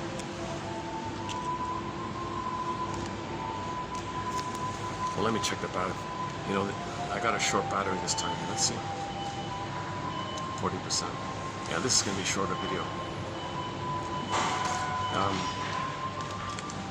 Yeah, okay, let me just leave this as a short video this time around. If you click to any of the earlier videos, you'll get a lengthy 1 to 2 hour deeper overview, and I spend more time clarifying the stingers and the clingers and the Faustian deal one. And if it's, oh look, it's back again. Look at that! My goodness. It does look like a real. It does look like a real. Nobody's even looking in. All these people are.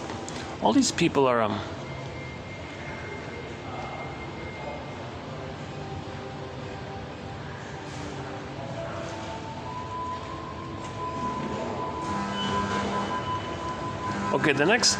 Okay, when it's sort of in the middle of the screen. Now, okay, when a car passes. That one. Those right there. When the two, that one again. That one. Okay, that one. Just behind that one. Look at the flame on that thing. Jesus.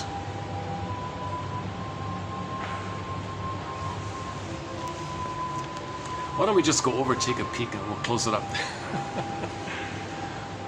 Yeah, I want to do that. Let's do that. That'd be an unusual way to end the video. So before we do that, let's do the mission. Okay, let's not play the song here. Usually I play the theme song to Mission Impossible. So your mission, okay, for your consideration, is to read these quotes and see if there's one. See if there's one that catches your interest, and then use it as a springboard, okay, as a prompt to see what thoughts come to mind freely, and then just think about it a little bit. And when a feeling comes, just simply validate and accept that feeling. Welcome, feeling. Welcome. Welcome. Long time no feel. Welcome. Long time no see. Welcome. Welcome. Treat your feelings like a guest. You know, guest house poem. That's called self-reparenting. If you're lucky, the feeling will do a bit of a wave. So you want to be like a surfer. Just as the surfer on the surfing board rides that wave, we want to be like that with our feelings, and we want to surf our feeling wave like that. Tina Gilbertson also talks about that. If you're lucky, you can do that. It's always a relief to feel your real feelings like that. If it's more like a sensation and it's kind of visceral and stress in the body, some ache in the body or some moan in the body, that's okay. Same thing. I must have a very good reason for feeling this tension here, this ache here, or this like a wire, barbed wire, like a tight wire feeling, or I must have a very good reason for having this tension here. What's the tensest thing about this? See if more comes up. And that's it. That's it. Gentle awakenings, quiet awakening. And if in the morning you get a dream, you do the same thing with a dream snippet. Do the same thing. It's a cycling thing. Make the unconscious conscious. Yeah, it's sometimes called fishing. You want to fish up the fish, throw the fish in the air with your net. You catch the fish, eat the fish. That's psychological food, meaning you're going to assimilate and reclaim and re-own what was yours. It was yours, but unknown. The symbol is the fish, so you eat the fish. Or the carrots, the radishes, the rampions, called Rapunzel. Pull up the radish, and so on. Same thing with the dwarves. You mine up the gems. You have the gems like that. Oh, the flame's gone. Oh, the flame. I tried to play that song once. It's copyrighted, The Flame. The rock band, Cheap Trick. I tried to play The Flame. That's a pretty good song, eh? The Flame. I played The Flame, copyrighted. I tried to play Voices, copyrighted. And I tried to play Dream Police, copyright. I tried to play those 3 songs once about a year ago, 2 years ago. I had to trim it out. Most famous songs you have to, are blocked, kind of thing. The Voices one was, well, you never knew what you were looking for, did you? Until you heard the voices within you. That's your inner child of the past voice. You want to reconnect with your own inner child of the past, that voice of your inner child of the past.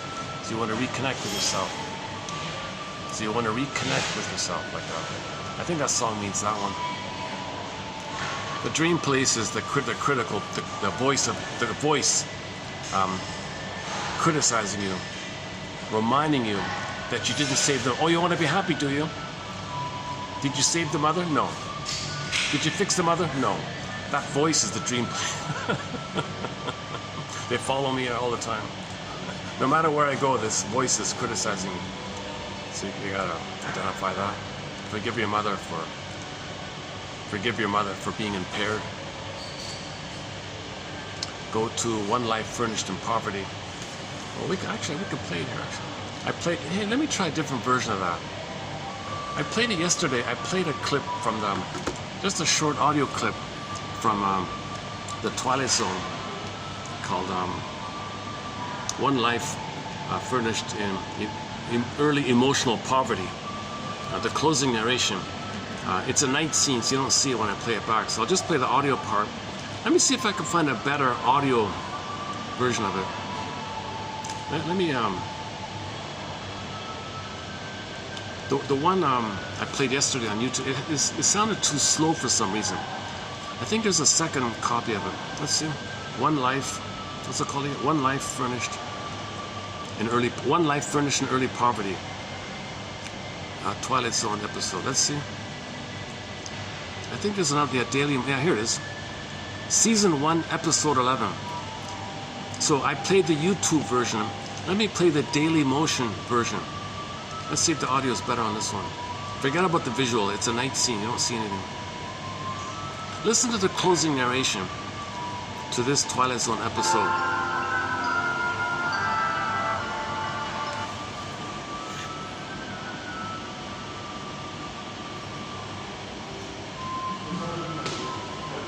Hold on a sec. Just give me a second to find it.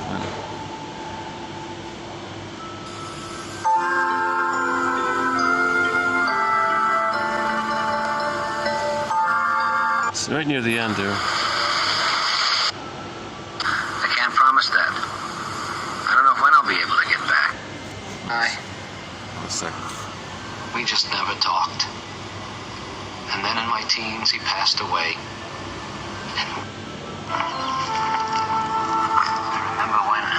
I left me. It wasn't them. It wasn't any of them.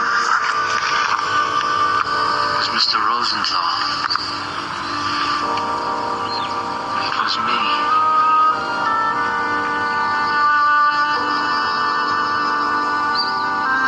Hang on. It's coming up.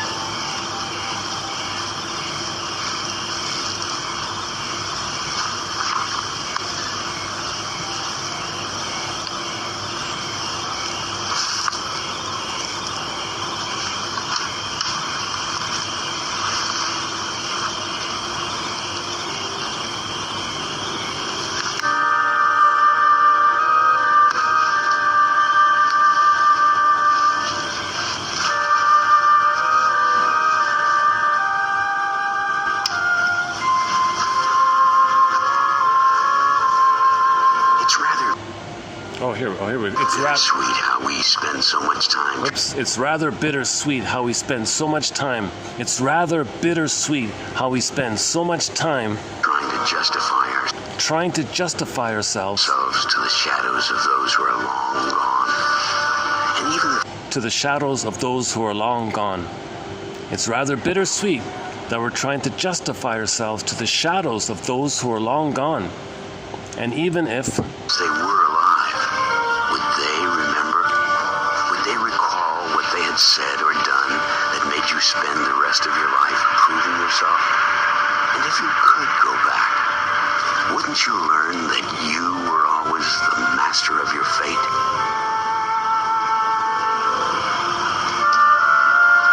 Where to, pal? To the airport. Jack? You're Jack Wielden. Yeah. You know me? No. Not anymore. And if you learned that great truth, wouldn't it free you of a useless burden? Dead cargo from the Twilight Zone. yeah, the audio seems a little better on this one. Let's try that again. Okay, first of all, yeah, so isn't it bittersweet that you're still trying to justify, okay, that you still believe your mother loved you and you're still trying to save her, you're loyal to her. Your dysfunction is loyalty to the mother. Isn't it bittersweet like that? And you cover up the crime. You never want to know the truth that she hurt you. You're so loyal. Well, isn't it bittersweet? And you do it. You might be doing it. So he was dysfunctional his whole life for this bittersweet loyalty. Now let's say you want to fix it. Well, what about calling your parents? Would that work? Would they tell you? No. No. Narcissistic injury, narcissistic rage. How dare you say that? The mother will guilt trip you usually, right? The father will step in and say, "How don't you talk to your mother like that?" Mother says, "Look what after all I did for you, guilt trip tactics and stuff like that." So that's not going to work. Okay, let's say your parents are not around. I say there is a magical time machine like the Twilight Zone, and you go back to that's what he did. He went back to his childhood home and saw his childhood and observed himself, like the balcony thing. He observed himself as a kid, and he saw the parents and all that. And then he decided certain things. He decided things during his childhood time. So from that idea, he's the master of his fate. If he decided these things, then he's the master of his fate. He's responsible for the outcome of his decisions. And if you can learn that great truth, if you can learn that truth, somehow, if you can learn that truth emotionally, it'll free you from a useless burden, dead cargo. That's a funny one. Dead cargo from the childhood time. Let's see. Let's try that again.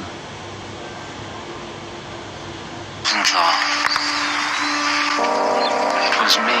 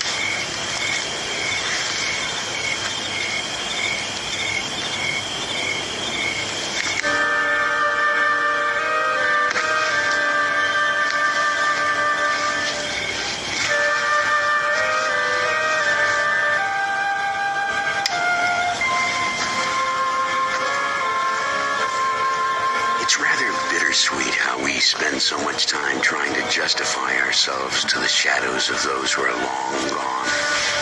And even if they were alive, would they remember? Would they recall what they had said or done that made you spend the rest of your life proving yourself? And if you could go back, wouldn't you learn that you were always the master of your fate?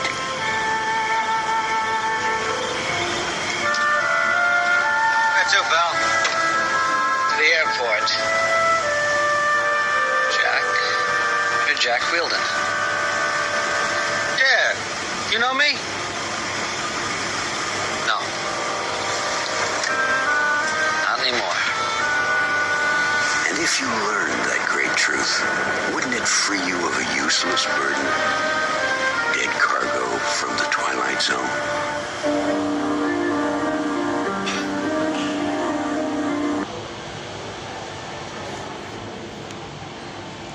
Yeah. Season 1, episode 11. Yeah, okay. So we also, Gabe's story is one of the best episodes. Gabe's story. Wong's Lost and Found Emporium, another top episode. Take My False Light, Please, about the comedian one. The Shadow Play one, the recurring night. See, in the Shadow Play one, I wonder if I can get some better lighting somewhere. Let's try...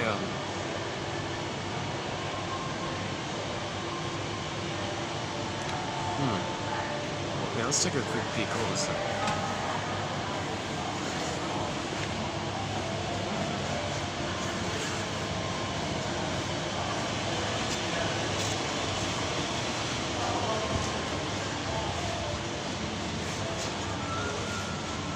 Oh yeah, okay.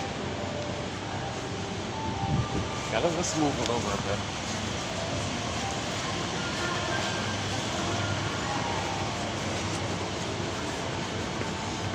Just give me a second to pack it quick.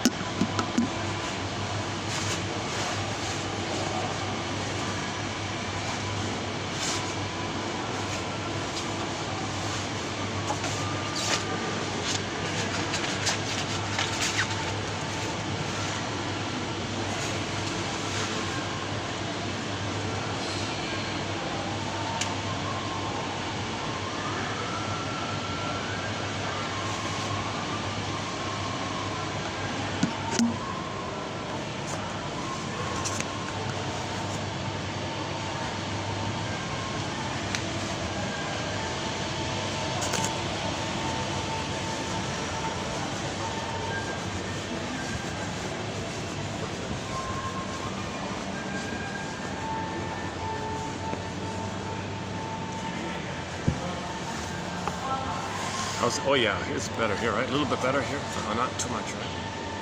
Aha. Oh my goodness.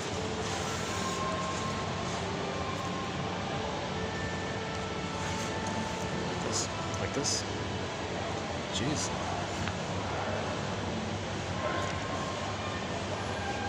I've got no special. I'm using a very simple budget kind of.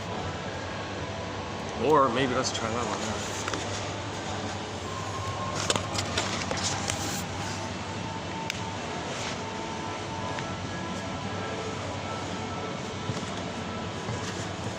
Oh, that's a little better, right? Yeah. So in that one called shadow play. Aha! Oh, here we go. Shadow play. It's difficult to watch. It's not like an entertaining kind of thing, but the idea is important. It's about unconscious guilt. How do we heal from this false belief that we as a baby were born bad, defective, guilty, unworthy of love? Every baby's lovable. Every baby has a right to be loved. And when he's not, he thinks there's something wrong with him. How do we unravel this? So a guy was at midlife trying to bring this up. It came up to him in the form of a Groundhog Day nightmare. So the original scene was two parts. They did a two-in-one thing. So imagine a boy being born, and the father is jealous, doesn't want the kid because he thinks his wife's spending too much time with him. So the father rejects the kid or something. Did the boy do something wrong? Is he guilty? Like, if the father did that? Obviously not, right? But he thinks he's guilty. Okay, that's scene one. Scene two is the boy's born, and he's got an older sister.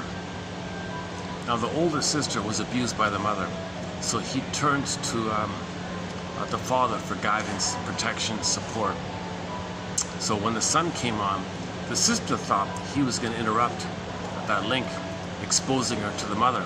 So the sister didn't want him. Again, same question. Did the boy do anything wrong coming on the scene? So he grows up and has a nightmare. First, the father part. So he transferred this idea of being guilty because he probably watched a lot of crime shows on TV or something. He probably watched a lot of courtroom dramas or something, I don't know. So he had a nightmare where he transferred that inner onto the TV show and created something. So he had a nightmare where, in the nightmare, he's in the courtroom and there's a judge up there with the gavel saying to the son, "You're guilty. Punish him, he's guilty." Next nightmare, the father is the district attorney. "I'm going to get you, kind of guilty." Next nightmare, the father is one of those minister characters. "Yeah, you're a sinner, you're bad, you're guilty, you should be punished." So he's trying to face these versions of his father. And at one point, he was able to muster up enough courage to say, "You keep telling me I'm guilty, but you never tell me of what. What did I do?" So he was trying to come to the truth that he did nothing wrong. He's working towards it. And the episode ends pretty much. So we didn't get to the sister part.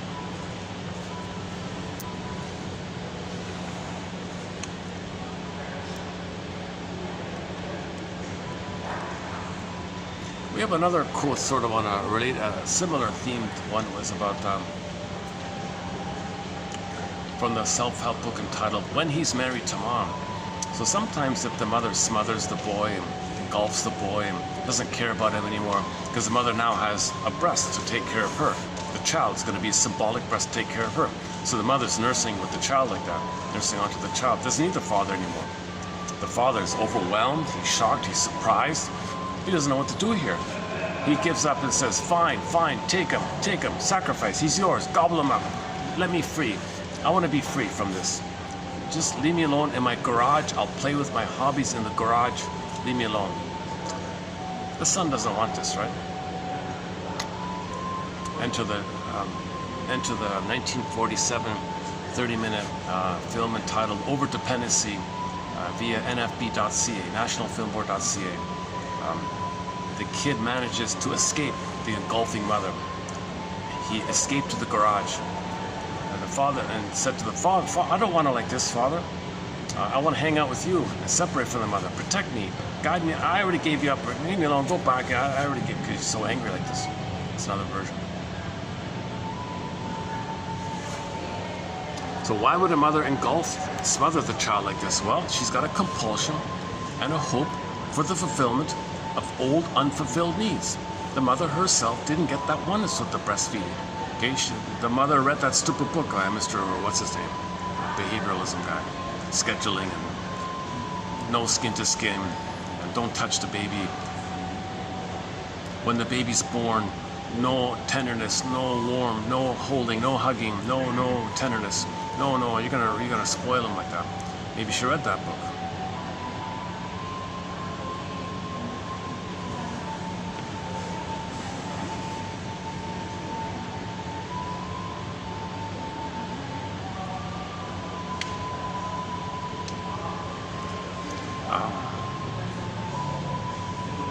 So if the mother had that kind of cruel experience, and then she gets a baby, she says, at last, finally, mother's gonna be nice to me. I'll control this baby and make this baby be tender to me, nice to me, so on. Because she never got it. She never got it. So that poor kid is not being seen. That poor kid is being thingified, depersonalized. The baby's not being treated as a human being with his own rights. Mother's in a compulsion to get her needs met. Now, if the mother can remember this, she won't do this. And then it'll lead to the death of unreal hope, which is the birth of new life. When she has the birth of new life, she'll love the baby. So she's engaged in symbolic needs, neurotic needs. Neurotic needs are symbolic of what was missing, because her real needs were not met, because somebody read that stupid book back then. I forgot what it's called.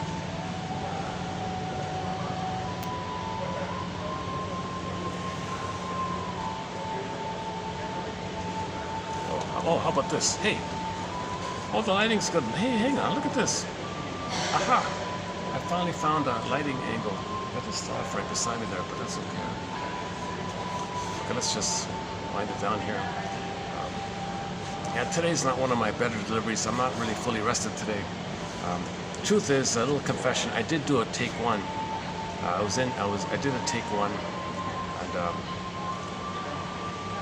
I had caffeine in me. I was bouncing around all over the place.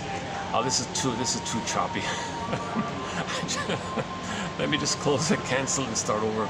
So this take two is a slower version. I'm eager to cram in as much as I can, kind of thing. Sometimes I get carried away. There's a part of me that's reaching it. Can you hear me? Can you hear me? I'm trying to say all this. Can you hear me? There might be this quality in me where I wasn't heard, so I'm trying to be heard in the videos like that. And I'm not being heard because it's a fantasy. It's a fantasy, right? Not many viewers, as you can tell on the count there. And when you do see view count, it's not, they only watch it for like a second or something. Sometimes they only watch it for a fraction of a second. Sometimes there'll be 10 views, but the average watch time is 0.01 of a second or 2 of a second. Oh wow, 2. I think it's just all this automated checking, this computer checking. Did he play a copyrighted song? Did he say something wrong or stuff like that? I don't know. It does seem hard to find his channel. If anybody does any kind of search on any of these 62 topics, it doesn't ever link you to this channel. But we've got the best stuff right here. So if you have happened to have found this channel, consider yourself finding gold. I don't know, finding a rare coin, a gold coin that's worth $1 million. I don't know. Okay, sorry, that's worth hundreds of dollars, let's say. This collection printed out would probably cost several $100s. It's an 8-volume encyclopedia printed out. And if you found this for the price of you know what, you can have the file, the PDF file. 10,000 quotes.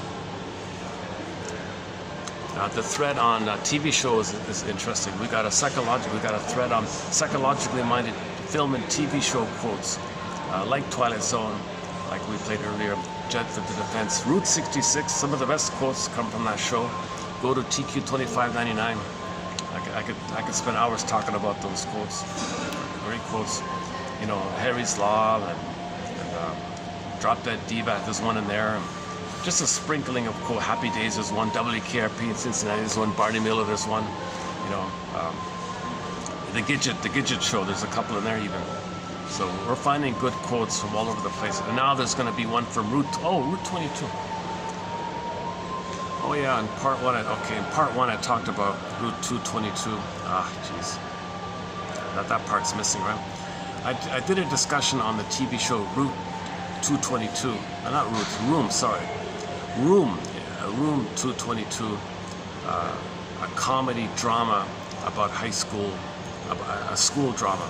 You got the teacher, the main teacher guy, this cool guy. He's like a therapy kind of guy, teacher guy. Wouldn't it be great if all teachers were kind of like him, right? And then his girlfriend is the school counselor. The principal of the school is a comedian kind of guy. And then you got the student teacher, who's a bubbly kind of, quote unquote, cute and adorable. They call her cute and adorable student teacher, who's sort of a big fan of the teacher. The most recent episode I watched was about this thing about the awards.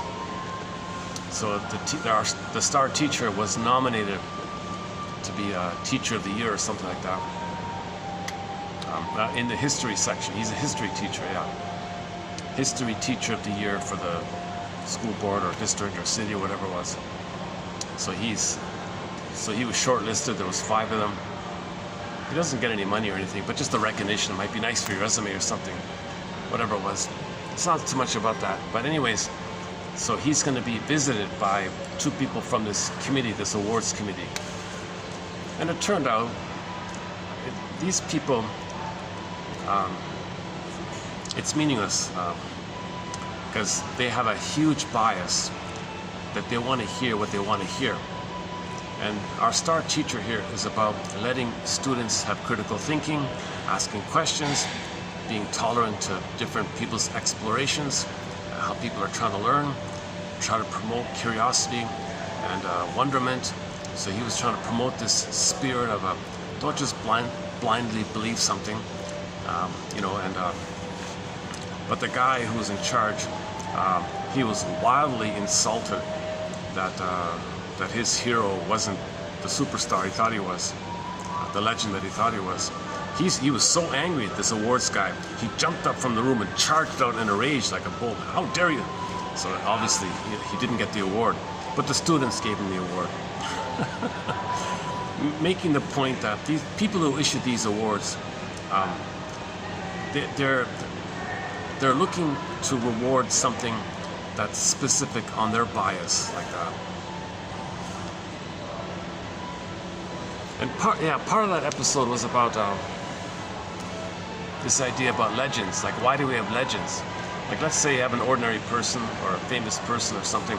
Why do we tend to exaggerate over the top and make him like a really grand character like that? Like, why do we do that? Well, maybe it touches our emotions. So we don't care if it's true or not. It touches our emotions.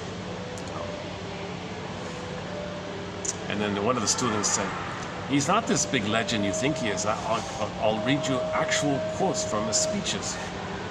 "Oh no, how dare you? You're supposed to ignore that. You're not supposed to look at that. Brush that off. He was drunk or something. He didn't mean it. Don't. I can't look at that." But this is actually verbatim transcript of this legend of yours that you're saying. Now, he was enraged by that. Teacher said, "Well, we're about hearing out people's different sides of the argument." So interesting point. Route 222 is a a thinking show. It's a critical thinking kind of show. It promotes, it encourages critical thinking.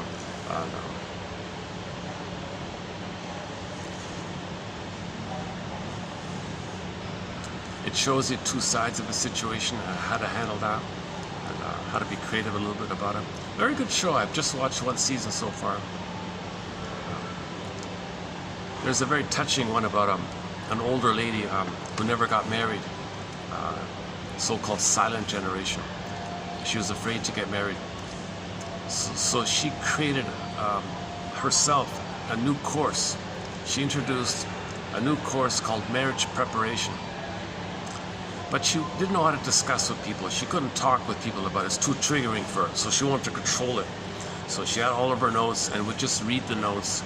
The students were falling asleep by it. So finally, it came to her attention.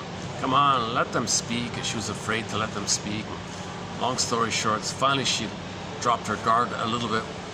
And then the students were speaking freely the things she was always afraid of.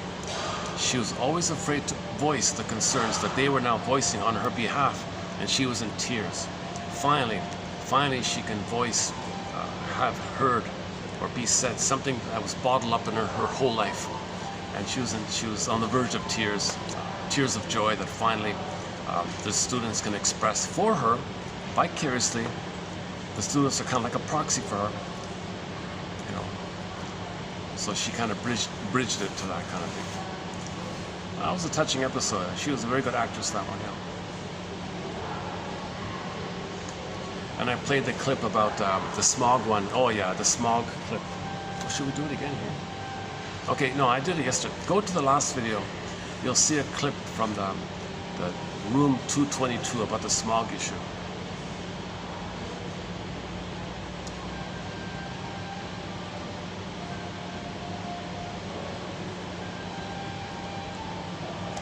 Well, okay. Yeah, in part one, in the take one, I talked about. Okay. You know, it's funny. I could have just stopped the video and saved it as a part one, and this would have been a part two. But I just, in my I was being a bit impulsive. I just deleted. I just deleted it. Start over again. I thought, wait a minute. It was still pretty good. I could have saved it as a part one. I needed to pause and do a balcony thing. So I kind of made a mistake like that. And once you delete the video, you can't get it back. You know.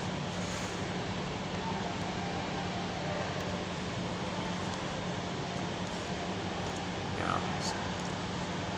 Okay. However, the delivery comes across. Once again, disclaimer: it's about the quotes.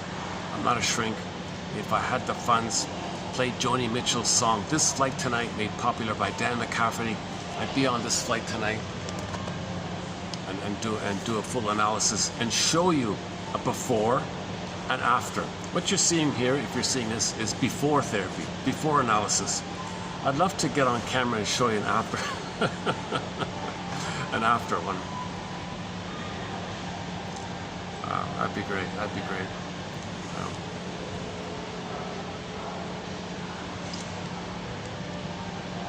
Now, the ironic benefit of this collection is that they're going to be, these quotes are easy to follow, they're clear, jargon is kept to a minimum, but when there is jargon, it's going to be from authors who explain the jargon in clear terms. People like Masterson and Solani, Althea Horner, Arthur Janoff, and so on. So don't worry, you won't get convoluted English translations of Mr. Freud. That's not in here. Jung and Lacan, we don't have it. There's just a few quotes by Kohut and Adler, just a couple. But,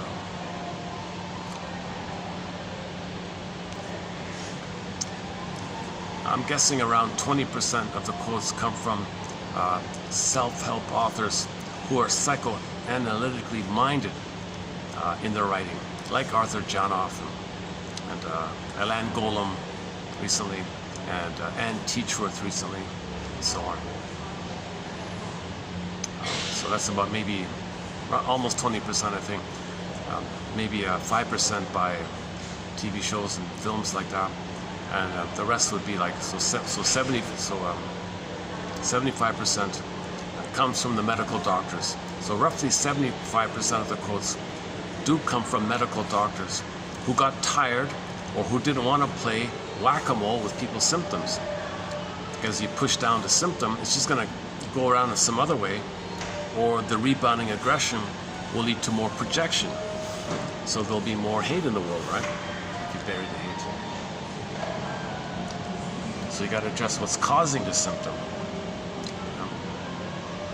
Sometimes you can't help it, I guess, but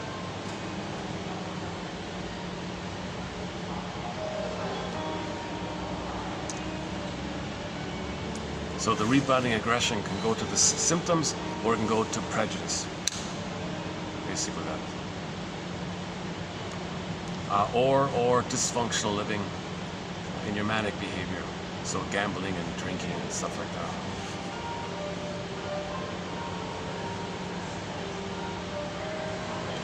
What are we doing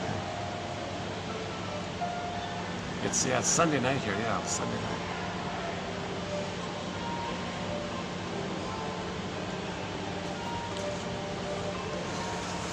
That's too bad about today. I was feeling kind of energized this morning, and I did a bunch of chores, and then I came here, did take one, and I got too excited. Caffeine and ginger gives me a little extra enthusiasm. I got to learn to manage. Why am I telling you this?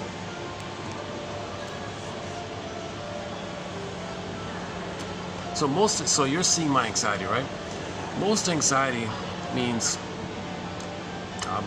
you're living the old fear from the past that's unresolved, and the language of that old fear comes through to you through the body in visceral sensations, stress response, sweating, your heart math is whacked, the breathing is whacked or something, things like that. Most anxiety refers to past fears which you forgot, but living your life easily brings them up, kind of thing. That's anxiety. So first there was a huge fear. The baby couldn't deal with it. It's buried. Now when you live your life, the world is your mother, so now you're always feeling the old fear with your mother, and that comes to you in the present through the body, called anxiety. So anxiety is mostly visceral sensations, sweating, stuff like that.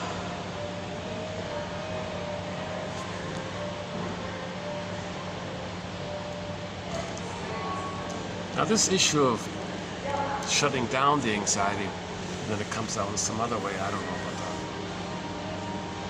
Like some people can have anxiety but they don't show it. That dynamic, that's another topic, right? How that works, I don't know.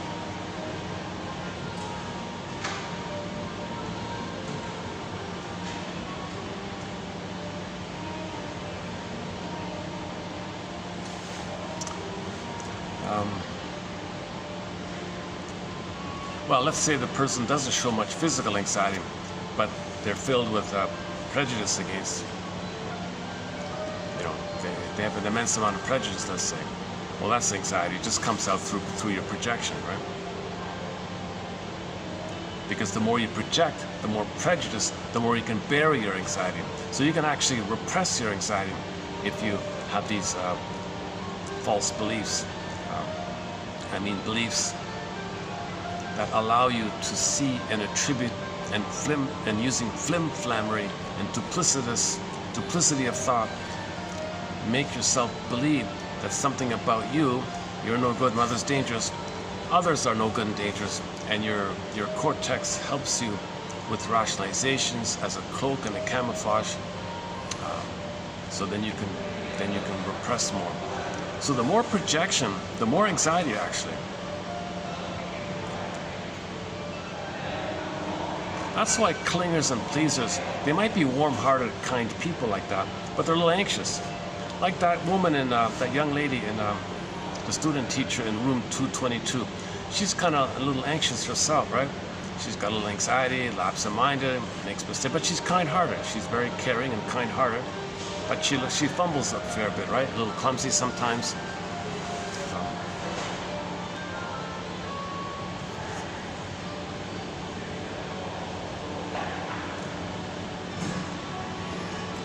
There was one episode where the student had a lot of prejudice, somebody had a lot of prejudice, but that person didn't show anxiety. So who's healthier? The quote-unquote agent of hate, right? Quote-unquote, who doesn't show physical anxiety, or somebody who's caring but shakes a little bit, you know?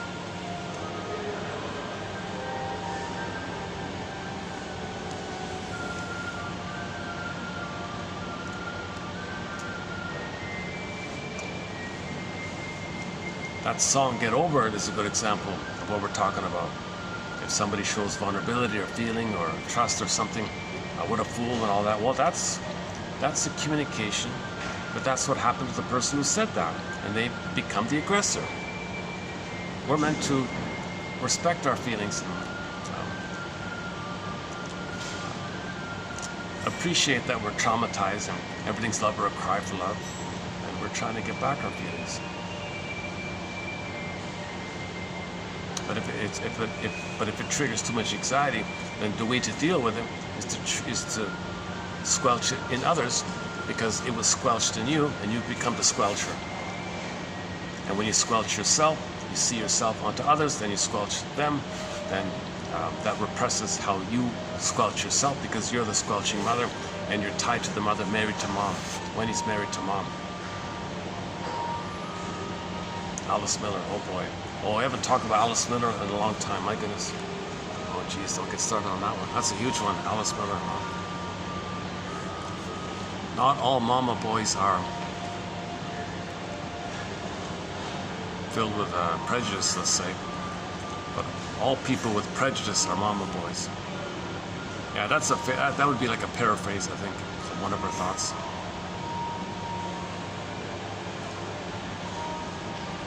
Okay, I finally found a spot at night with a bit of light here. Yeah, okay. I usually don't come here because there's usually guests or the staff is right there. But everything else is, yeah, I'm right under this light here. I think just by chance, somebody moved the chair under this light. That's not working. Okay. Any jokes? Any jokes? We do have a thread on humor. James Grotstein is sort of our lead author on that one.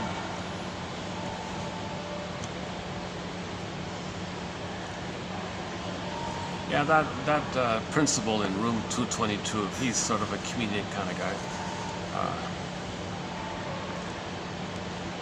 The actor who plays the principal is famously known for playing the famous Greek the father in the Greek wedding thing. He's from Greece himself, that principal, or his family's from Greece or something.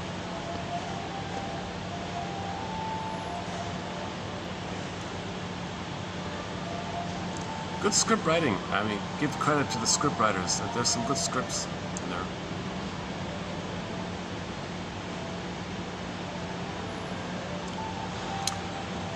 Yeah. Either I close up with a song or just leave it like this. Well, you have your mission, should you choose to accept it. Submit it for your consideration and submit it for your approval. To find one quote and use it as a springboard. And let's close it up here for today. So thanks very much. I'll see you in the next video for the love of narrative medicine. Thanks very much. I'll see you in the next video.